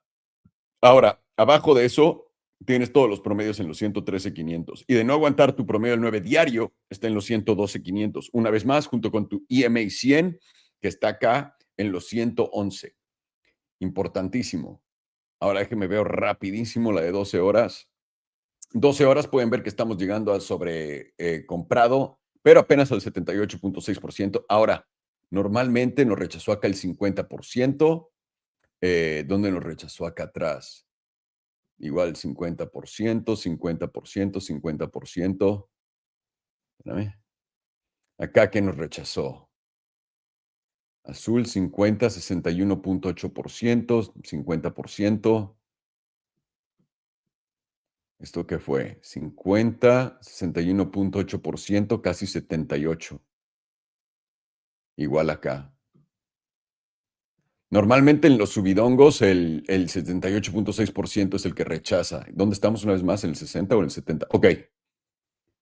Justamente. Y acá, para mí, este 88.3%, el 121, 325, va a ser una resistencia brutal. Ok. 4 horas. Ha de estar, pero mega, mega, mega en rojo. ¿No? Solamente el 78. Y el 78 sí le gusta ser tocado. El 88.3 está en 119,500. Bien. Parte alta de la zona azul en 114,500. Y la media está de vuelta acá en los 113,300. Vale. Con esto puesto, permítanme presentarles lo que continúa para los Bitcoin de forma sencilla. Pero lo pongo en la diaria. No creo que la de 4 horas sea necesaria. Pueden ver que hemos estado alto histórico acá, alto histórico acá. Desde acá, que fue agosto, 15 de agosto, bueno, 14 de agosto, hemos estado en una tendencia bajista. Hemos tenido este SFP y bajamos. La cosa aquí es, si esto revienta acá, sube acá, hace esto y no tienes un retesteo de la zona de breakout, vas a volver a caer. Y esto va a ser la trampa para toda la gente alcista. ¿Por qué? Porque normalmente cuando da estos movimientos en la noche, Bitcoin los dio hoy. O sea, a las 4 de la mañana me paré, vi la tabla y estábamos en casi 117 y dije, se viene el movimiento contrario. ¿Por qué? No te deja subirte acá. Acá lo que estaba haciendo es baiteando shorts. Los está sacando a todos, está subiendo. Y acá se va a quedar tantito invitando a todos los longs, diciéndole a todos, vengan acá, nos vamos a subir por acá y vamos para arriba máximos históricos. Ya todo el mundo está súper pendiente de eso, están saliendo las estadísticas de October y sobre todo que empezó el mes con el... vean lo fácil que te la pone, ¿no? Son las señales de la vida, damas y caballeros. Te dicen, octubre, October, es donde el mercado siempre sube. El primer día de octubre, en la madrugada, tienes esto. ¿Qué creen que significa? ¿Qué creen que significa? Para mí lo saludable, si quieres ir a ver un alto histórico, y de nuevo, no estoy peleado con Bitcoin. Quiero también, voy, alto histórico, no, me da igual. Yo voy a hacer lana entre estos movimientos. Yo voy a jugar acá la parte corta. La parte corta arriba de esta línea vale verga. O sea, ya aquí me salgo. Y ahora esto es un rango cabrón, ¿no? Porque empiezo mi corto acá. Bueno, en realidad acá. Huevo, 117,400, ya lo de haber tomado.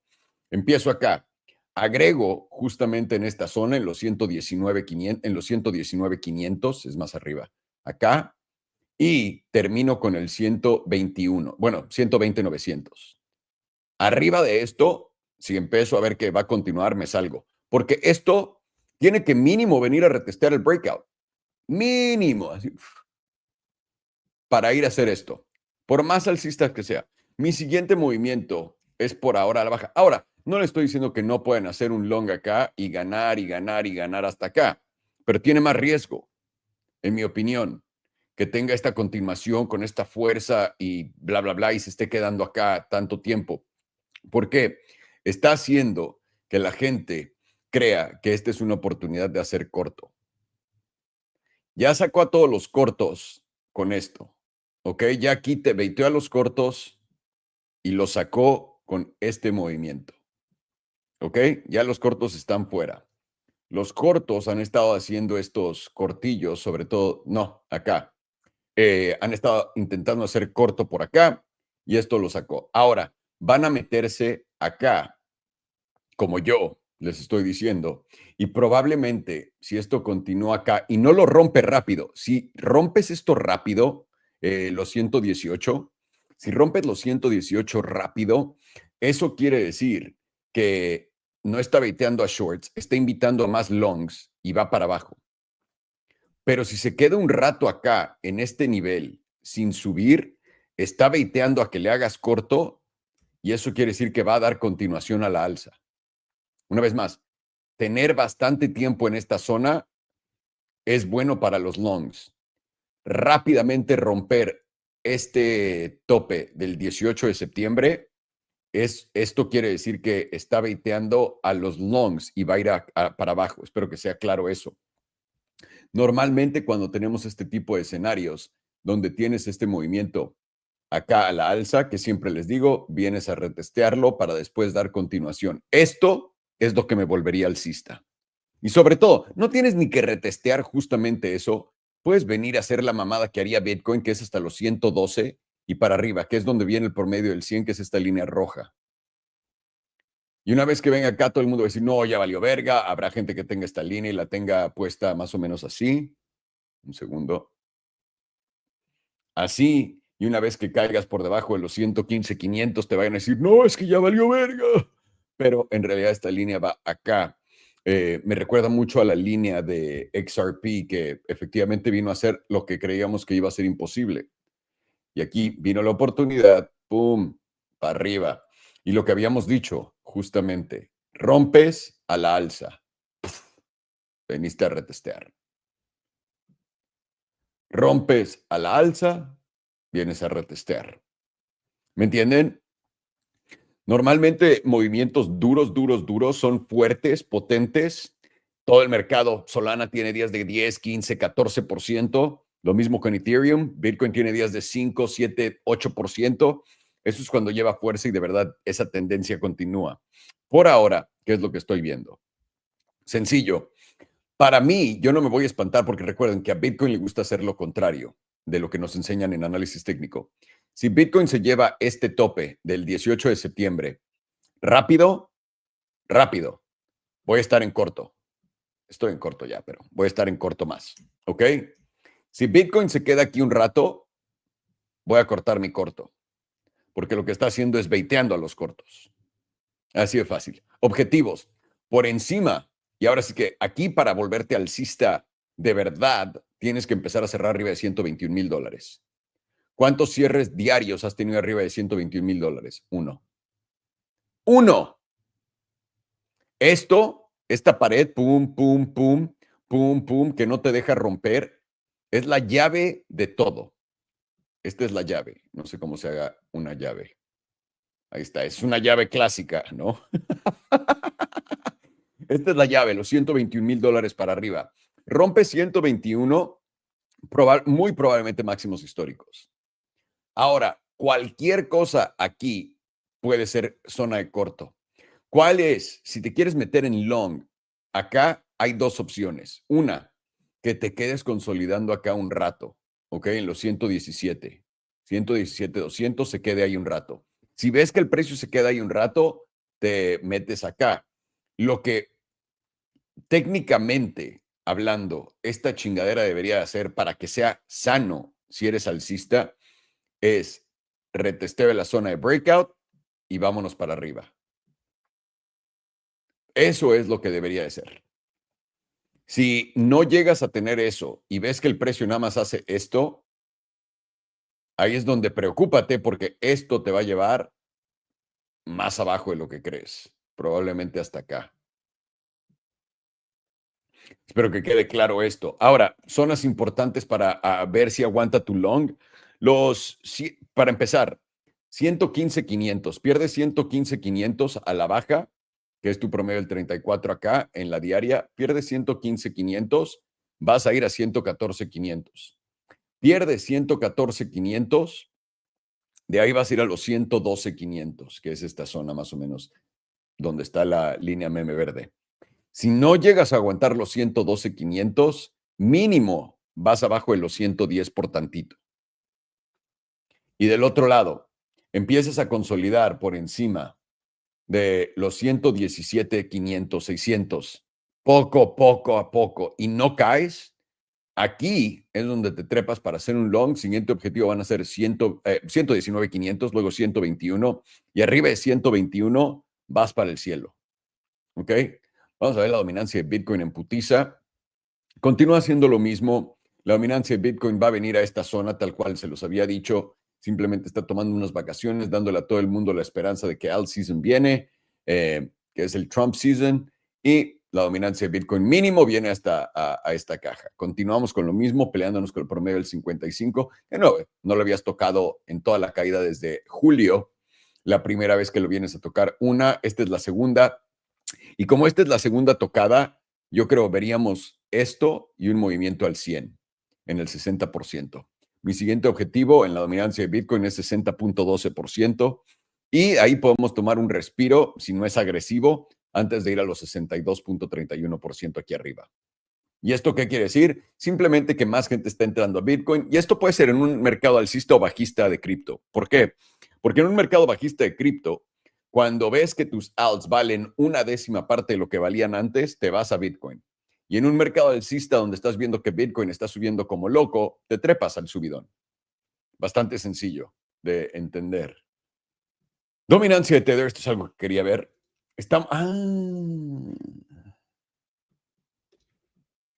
Vean esta joya. Venimos a retestear el 200, el SMA 200, y ahora estamos acá. Ahora, la dominancia de Tether acá te va a dar el movimiento rápido. Tal cual como está en Bitcoin, y esto me pone que Bitcoin, esa zona de 117, 200 va a ser todo. Si ahorita este cierre, 9 horas y 27 minutos, lo hace por encima del 55 o el 34, arriba en el 4.44%, esto va a volver a regresar acá. Y esto sería bajista para Bitcoin. Ahora, cierras esta vela tal cual así, y esto es lo que está haciendo el mercado, está jugando con todos. Y continúa cayendo, esto es lo que te va a llevar a tu alto histórico de Bitcoin. ¿Ok? Acá la dominancia de Tether en la diaria te lo está dando, tal cual. Y también habías tenido volatilidad expandiendo ante la subida y ahora tienes volatilidad contrayendo ante la bajada, lo que señala corrección. Nula volatilidad semanal, estás aguantando el promedio del 5, esto no es totalmente bajista y estás por encima del promedio del 9. Me quedo con lo que les dije en Bitcoin.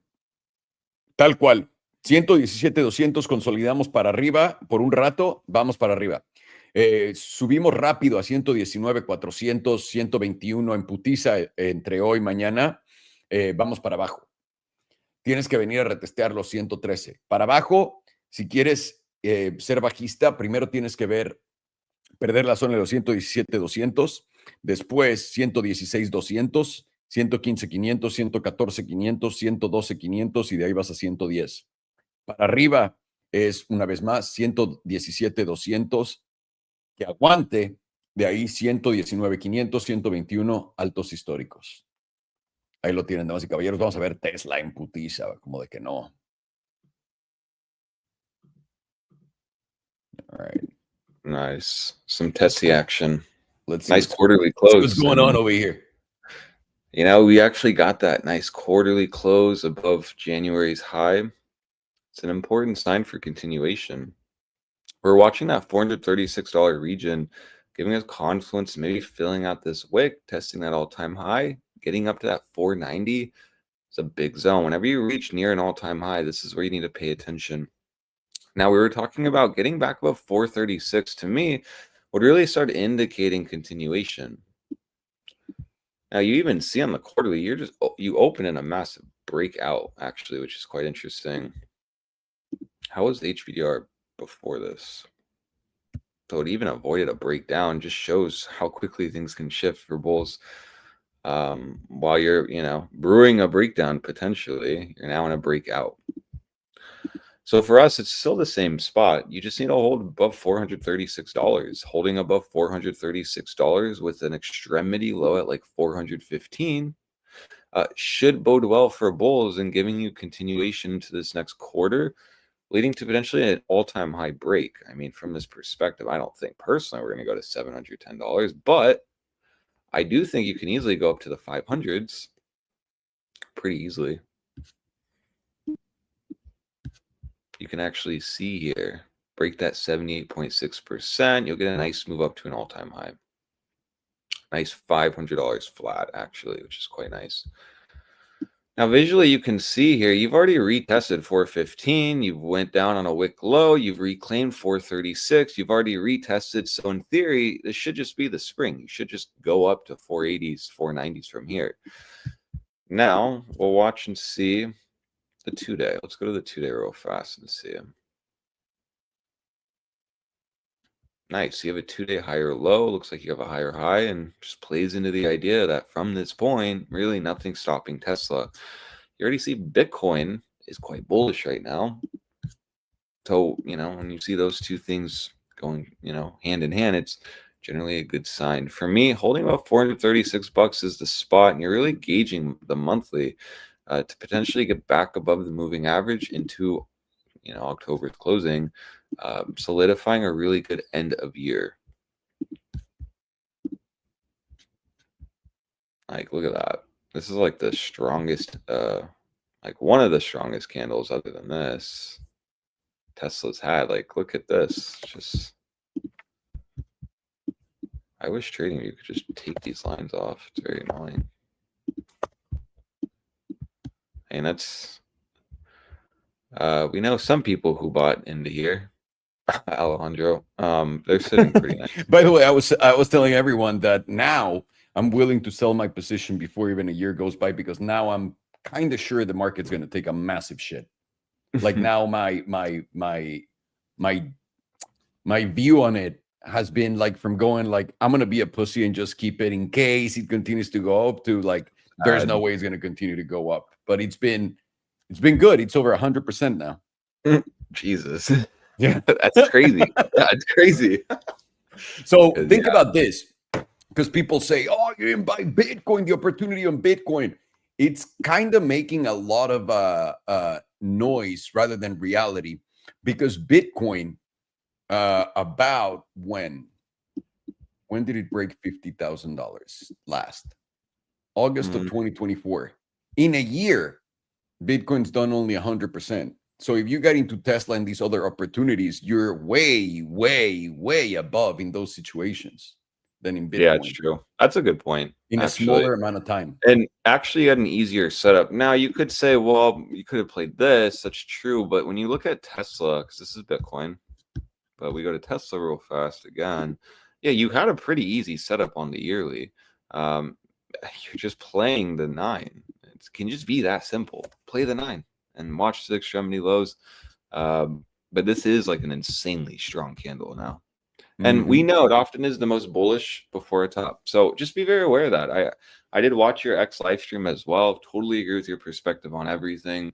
Me, myself, obviously, short didn't work at 112,000. Perfectly okay. That does not mean, though, that we're just so back and we're about to just break out, and volatility on all these time frames are about to fire off like it's been doing all this entire bull market. Things can quickly shift. Yep. So for me on Tesla, I mean, you have a massive wick that in theory could start filling out, still would be bullish. If you do end up breaking this high, this will be the higher low technically on the yearly. You then will just be watching any kind of move before this wick low as an opportunity. Gets a little more tricky if you expand very far from the 9, but I think we can use a 5 in this scenario.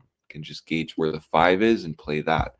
Very bullish trending markets, you often just trail the EMA 5 using the 9 as confluence, almost giving you a tiny little moving average range depending on the time frame. Still not dumb though. I mean, the 6 month is at resistance, and the 6 month, granted, every time it reaches this spot for the last 6, 12, like year, I guess, yeah, or in the 18th month, it's been rejected. So it's something worth watching when you're in this region. Obviously, this isn't the spot to start longing Tesla. And rather, if you are, it's okay, but just understand what you're longing. You only really can play daily uptrend. It's very easy, right? You just higher, low, higher, high, higher, low, higher, high, perfectly like sound. But as soon as that starts shifting, you start rejecting, deviating that $415 region. That's when you have to start being concerned. Whenever I always say this, whenever you get very close to an all-time high, that's when you need to not be doubling down and being extremely bullish because you're really close to an all-time high. You need to start using logic. You need to start looking for weakness and or breakout. You have an easy objective. With a setup like this on Tesla, where you're in an easy uptrend, you've already put in the retest on the higher time frames. There really should be nothing stopping this from reaching this zone. So if it does end up rolling over before reaching that wick high and aggressively rolling over, losing 415 will be my trigger. Confirmation of a breakdown will just simply be losing that $366 region. Now, again, I say that moving averages are more important than mean lines. So then on the monthly, we can interpret this very simply. As soon as you lose that monthly 9, it's most likely probably going to lead to a major correction on Tesla. I'm not saying bear market, but it could lead into that potentially. You'll know once you actually shift weekly or monthly trend. Now it's very easy. We're essentially using June's low.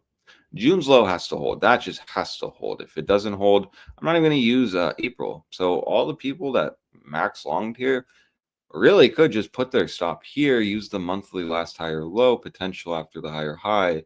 And therefore, then even if you hold it, now it would be a terrible round trip, but you still would make out with some money, which is nice if you're like investing and you can have a logical stop loss on a monthly. That's always nice. Because what we've seen, at least for Tesla, is you can stay very above that monthly 9. It's very beautiful, great time. As soon as you start losing it, it's often when chop and bearish price structure actually starts occurring. Most will say, well, what about here? What about here? Yeah, that's absolutely true. You got chop, you held the 34. That's your always telling sign. I always say it's your extremity low. Don't trade the 55 only off crosses. And you can just see how important holding the 34 was. You were going to capitulate down to 170s if not. Works out pretty nicely. It's just like a magnet. So in this perspective, is really no reason to overcomplicate things. You have a monthly 9 sitting at 361. That is bullish. You want this to move up into the mean line. We talked about that. And at this point, if you're not positioned, and let's say you're max very green, it's definitely worth de-risking here. And even if you make a new high, de-risk. Congrats, you killed it. Great trade. Markets, though, we all can agree at very minimally aren't in the beginnings of a bull market. So therefore, if you are printing, making shekels, remember, things can quickly shift when we go bear. Like, it can be so back, and in a matter of, 3 months, you're down 43%. That even 3 months, 369, less than 3 months. So just be very aware of that. Be very aware. So for me, really, you're just now watching 436. You need that to hold. Let's look at the daily real fast. Honestly, I'll segue to the 2-day. If trading view wants to load, beautiful. So the 2-day, you're just really looking for this to move up. The 2-day should make a new high, in my opinion. Now, we will be aware of volatility approaching extremes while we're approaching it an all-time high or near it. But still, I'm looking at this as a bullish setup. As long as you're holding above 436, you should see continuation of 489. There you need to be watching very carefully. 2 things will occur. You'll either form a top or you're going to break out. And therefore, I do think we can easily go up to $500. But as the HPR has shown us, 500 to like 505 is like pretty big. You've already solidified your macro higher high. It could be like that scenario where you just ever so slightly make that new high and then roll over. Because remember, just some nice perspective, sobering thought. From that 480, you did end up capitulating down 56%.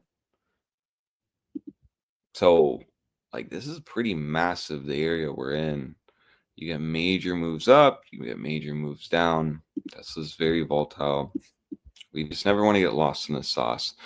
Now, I like the 2-week setup because it's kind of giving you confluence of what I'm saying. Hold above 436, you'll make a new high. So, and logically, you should be looking for a new high after if you are betting on like a monthly high or low being in. So it's all logical betting on a new high here. It's just more you need to manage risk and you need to honestly be very careful in this region. For me now, I'd personally not really long in this range. I just let price do its business. We either get two things, big range, we then just start getting a volatility set up and then maybe you'll break out. Or yeah, you'll end up just hitting resistance and then rolling over. But remember, rollover really can't be confirmed as bearish until you actually really take out that monthly 9. So in theory, if we wanted to be a little fucky, we could in theory come down, test the monthly 9, and then go back up, go up to $400 again, and then break out. You're just again giving your bullish price structure. But this is why you need a high. A high here is going to be very important because if you end up rolling over, bears are just going to be trying to catch something like this. You'll get your lower high and then potentially a breakdown here, all while off the back of low volatility on like the weekly, 2-week. So just be very aware of that. And this isn't the spot to be aggressively longing on Tesla. It never is. You just want to be very conservative and very cautious here. But above 436 bucks is bullish, and we did say continuation to a new high if the quarterly gets that close above this January 2nd's wick high. So I'm looking at that now as solidified. Should just be no reason why bulls don't get the lift up. And even more, Bitcoin's doing well today. So risk is giving, at least Tesla some legs to stand on here. Will be very telling though if you do start seeing this sell off. So just be very aware. We're very close to a breakout on the daily. Volatility is resetting, and it's really just signaling, yeah, you could just start busting up from this point. It's like it's like a 7.8% move. So if you're going to aggressively try to catch this, play the daily uptrend. I know it seems very shallow, but I mean, playing the daily uptrend here has just been paying out enormously well. I don't see why we should complicate it. So if you are going to long Tesla at all, understand where you're at, understand what you're doing. You have a higher high. Let's watch the reaction, maybe at that median at 440. If you are going to long it, really, you just have to use this as your stop loss. You don't want daily uptrend to break. Tops, you're holding longs, and you could have just gotten out on the lower low break, right? It's just why trend is always just the basis of my risk on trades. If you're putting your stop here, ask yourself why, when daily's in a logical uptrend, you have higher lows and higher highs. So therefore, if you break the last higher low, you're most likely trying to confirm a downtrend in the midst of an extremity high, where we have seen over 50% pullbacks in this region. So definitely worth watching. I'm not aggressively bullish on anything currently. And if we do make a new high on Tesla, I'm still watching 500 to 505 to possibly reject, because you have massive gaps up on Tesla. If you end up, let's say, breaking 500 and just going up, I mean, it's pretty insane. You can go up to the 560 to 600, and then even going to that monthly and quarterly, specifically the monthly, it just becomes kind of crazier. Where it's just liftoff can occur from here. 42% is insane. But we know when this starts looking like that, all the ranges are giving us major moves. We have to just have our sobering thoughts and just play the levels and what we know. Watch the all-time high. Watch the new range that has formed. And this quarterly should solidify bullish continuation. If we don't get that, will be a very telling sign. So moving forward, just watch 436. Use $415 as your extremity low. And if you end up breaking 415, gives that on a daily. If you end up losing $415, that'll give you confluence of a move down to 361, where that has to hold. You lose the monthly 9, that's your confirmation that, yeah, we potentially are grinding out a top here. And then you're watching for the higher low break. You're using June 2nd's low. Take out June 2nd's low. This will confirm a bear market for me. We know how well Tesla performs in a bear market. It's very brutal. So, it's what we know. It's probably wise to, have caution here. De-risk a bit. Not sell little Jeremy's college fund and all in on Tesla at 454 for an $800 move. Probably not logical. So I know, but it'll be so much fun to make fun of those people later. Oh, yeah. Let me, by the way, on Bitcoin, just real quick, have you been looking at this volatility on the quarterly? So this started 2018, January 2018, right? So the down move. And then it ended on basically July 2020. All this period, the price was going down. After July of 2020, what happened up to basically 2021? Massive pump. And the pump doesn't end right here. It ends once you get a session underneath the average. Right? Then you have the bear market. The bottom right here on volatility, October 2023. What happened in October 2023? Hamas setup. Hamas setup, the famously known Hamas setup. Yes. And now we have this again. That's interesting, actually. I've not seen that. This is the first time I've seen this. It's very interesting, that perspective. Yeah, this might be the easiest one. And again, it's not instant that when you top, you go down. It's a session after your close below this. What did it look like before the quarterly? Like the quarterly was going up. This literally was up here to here. So this entire thing just appeared and it went directly underneath the average. So it just recently shifted down. Yeah. Interesting. This just literally happened today. Yeah, that's very interesting. I've not seen that's a great perspective and a good point. And it just means, we all can agree it's just we're not in the beginnings of a bull market. So we have to just kind of treat this a little differently than like how we were last year and how it's been. It's not dumb to have caution because really it seems like, the noise starts, bulls are happy. And then really once the music stops, it's like the people that were cautious usually end up getting paid pretty nicely or rewarded. So, yeah. Let's see. The idea. Let's see what the motherfucking shit happens. Now, on good news, on the other side, good news for you, we're done since Vimeo's not working. It's a Vimeo problem, but tomorrow we have class. So for everyone in the academy, we'll also look at prices for whatever they want while we do that class. That is great news for me, actually. I'm quite tired. There you go. Go get some rest, motherfucker. Wow. Okay, cool. I guess it's written in the stars for sure. No, we have the academy stream tomorrow, so I'm looking forward to that one. Absolutely. Likewise. Take care. Say hi to Farn whenever you see him. Maybe perhaps tomorrow we could even do some live trading with the boys on the academy. That's what I'm saying. Absolutely. Yeah, a little cheeky trade maybe if there's a setup to be had. So, but yeah, no, I appreciate it, Alonso. Thank you. No, thank you. Have fun. Enjoy out there. Thank you, boys. I'll see you on the Discord. See you soon.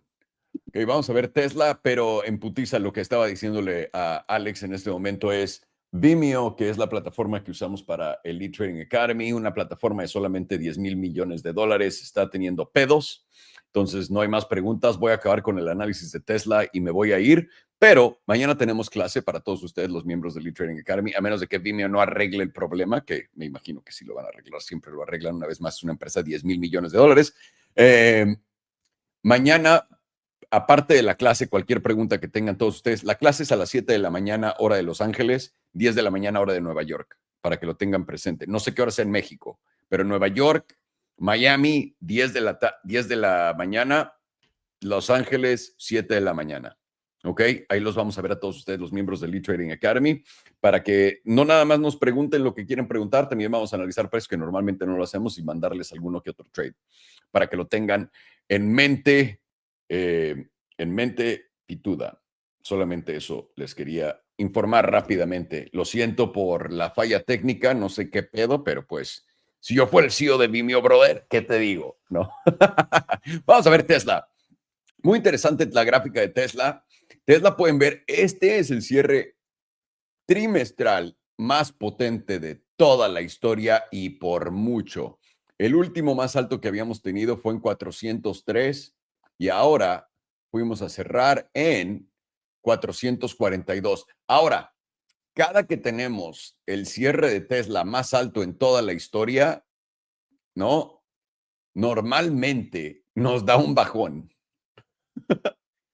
Atentos a esta dinámica en Tesla, ¿ok? Este cierre, bien. Y luego viene la vela que nos da la idea que vamos a hacer un alto histórico nuevo. ¿Podremos hacerlo? No sé, no vamos a adelantarnos a esto. Lo que sí quiero recordarle a todo el mundo es que ahora Tesla, después de este gran trimestre que están teniendo y que todo el mundo no deja de hablar de él, porque ya se dieron cuenta al final del trimestre, viene el peor de toda la historia. No nada más el peor de toda la historia, compartí con ustedes la imagen donde Tesla anunció que los modelos 3 y el modelo Y van a subir un 11% de precio. Bueno, ya subieron 11% de precio porque quitaron el incentivo fiscal de los $7,500. E instantáneamente ponen en esa misma oración. Pero Tesla, para poder hacer que no suba tanto el precio, va a dar un incentivo, Tesla mismo, de $6,500. Dejen que pasen 30 días, damas y caballeros, 30 días y van a ver los precios bajar. Me están preguntando si ven de comprar un Tesla hoy. No, no, no. El gobierno, ni Tesla, ni nadie te quiere ayudar a que compres en ahorros. ¿Ok? Lo mismo que le está pasando a Ford y a todos, es lo que le va a pasar a todos ellos también, tristemente. Y eso es, ya viendo toda la fotografía, por lo que me voy a salir de mis posiciones por completo. Ya en una, güey, es que ya tuvimos una subida de cuánto, ¿no? Comprando acá, ya es 110%. ¿Qué más? O sea, ¿qué más quieres, güey? En solamente desde abril hasta acá, ¿cuánto ha pasado? ¿6, 7 meses? O sea, Bitcoin le tomó desde agosto del 2024 hasta ahora casi un año y 3 meses hacer un movimiento de 50%, de 100%, del doble, de los $50,000 a donde estamos. A Tesla le tomó 6 a 9 meses. Es por lo que voy. Todo el mundo se hypea muy cabrón con ciertas cosas, pero tíos, hay muchas oportunidades de hacer dinero en este mercado. Perdón, me metí a Lucid. Ok, vamos con el análisis de Tesla. Vamos a ver qué es lo que estábamos viendo por acá. Habíamos visto que había expansión de volatilidad en Tesla y esta volatilidad la estaba dando a la alza. Continúa, pero ahora de nuevo, recuerden, nos dio este bajón, este subidón y cualquier cosa puede pasar en esto porque faltan 3 meses para cerrar esta vela. Déjenme ver la de 6 meses a ver cómo se empieza a pintar un velón, don. Ahora sí que perder 287 sería básicamente la muerte de este ciclo. Bien. ¿Y qué tenemos? También tenemos la volatilidad en el punto más bajo de toda la historia, en la de 6 meses, lo que nos prepara para un movimiento potente, sea a la alza o a la baja. Con esto dicho, acá podemos poner el HPDR en Tesla y ver una cosa brutal. El HPDR bajó agresivamente. Y esto quiere decir, vean nada más, pone el 50% junto con mi línea meme en los 728 junto con ese objetivo. Vamos a poder llegar a él y vamos a llegar en putiza. No tengo idea, damas y caballeros. Si supiera, puta, me quedaría con mi posición hasta que pasara. Lo que a mí me suena esto y cuando veo este tipo de cosas, sabiendo dónde estoy parado y tengo que preguntarme, ok, ¿a qué le voy a dar más preferencia? ¿Ir a la parte alta de la zona azul? ¿Al promedio del 5 o al 50%? Voy a decir que no importa qué tan alcista seamos con la robótica y todo esto de Tesla por este momento, la empresa va a sufrir junto con todas en el ámbito deflacionario que les estoy diciendo en el que estamos, en el que todo el mundo va a la contraria. Por lo que para mí va a ser más fácil regresar a los 315 que irme a 710 ahorita. Y ahora puede estar mal, de nuevo, puede estar mal. Ya tengo, de todas maneras, ya gané. Ya estoy 110% arriba. Y la cosa simplemente va a ser ver dónde salirme en todo este pedo. Es la de 3 meses. Mensual, a ver si nos da una mejor idea, que también acaba de cerrar la mensual. También bajó el HPDR. Ven que estamos ya en el 61.8%. Hemos topado antes ante el 78.6%. Y esto fue cuando hicimos máximos históricos en diciembre.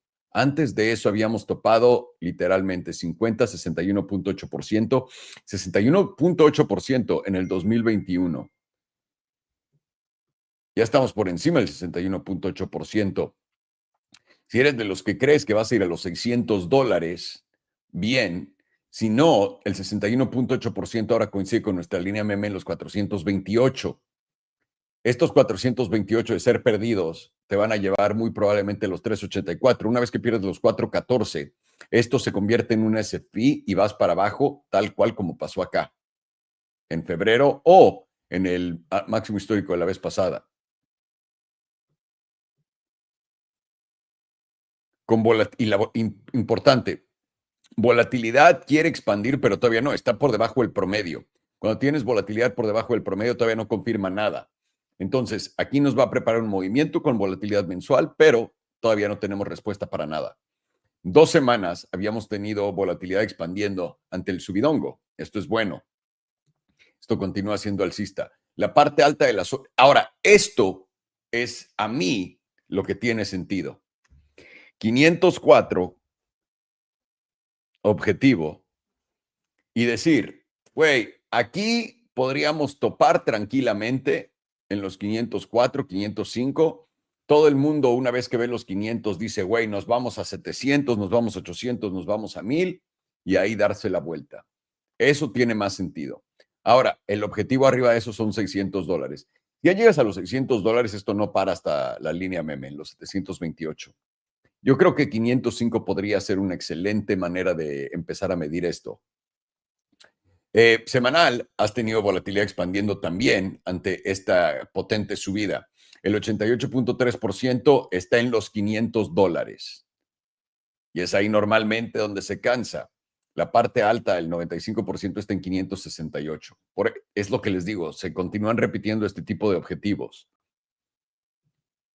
Diaria. Diaria está rastreando volatilidad ante esta subidota. Está a punto de preparar otro nuevo movimiento. Eso quiere decir que vamos a estar pendientes de esto.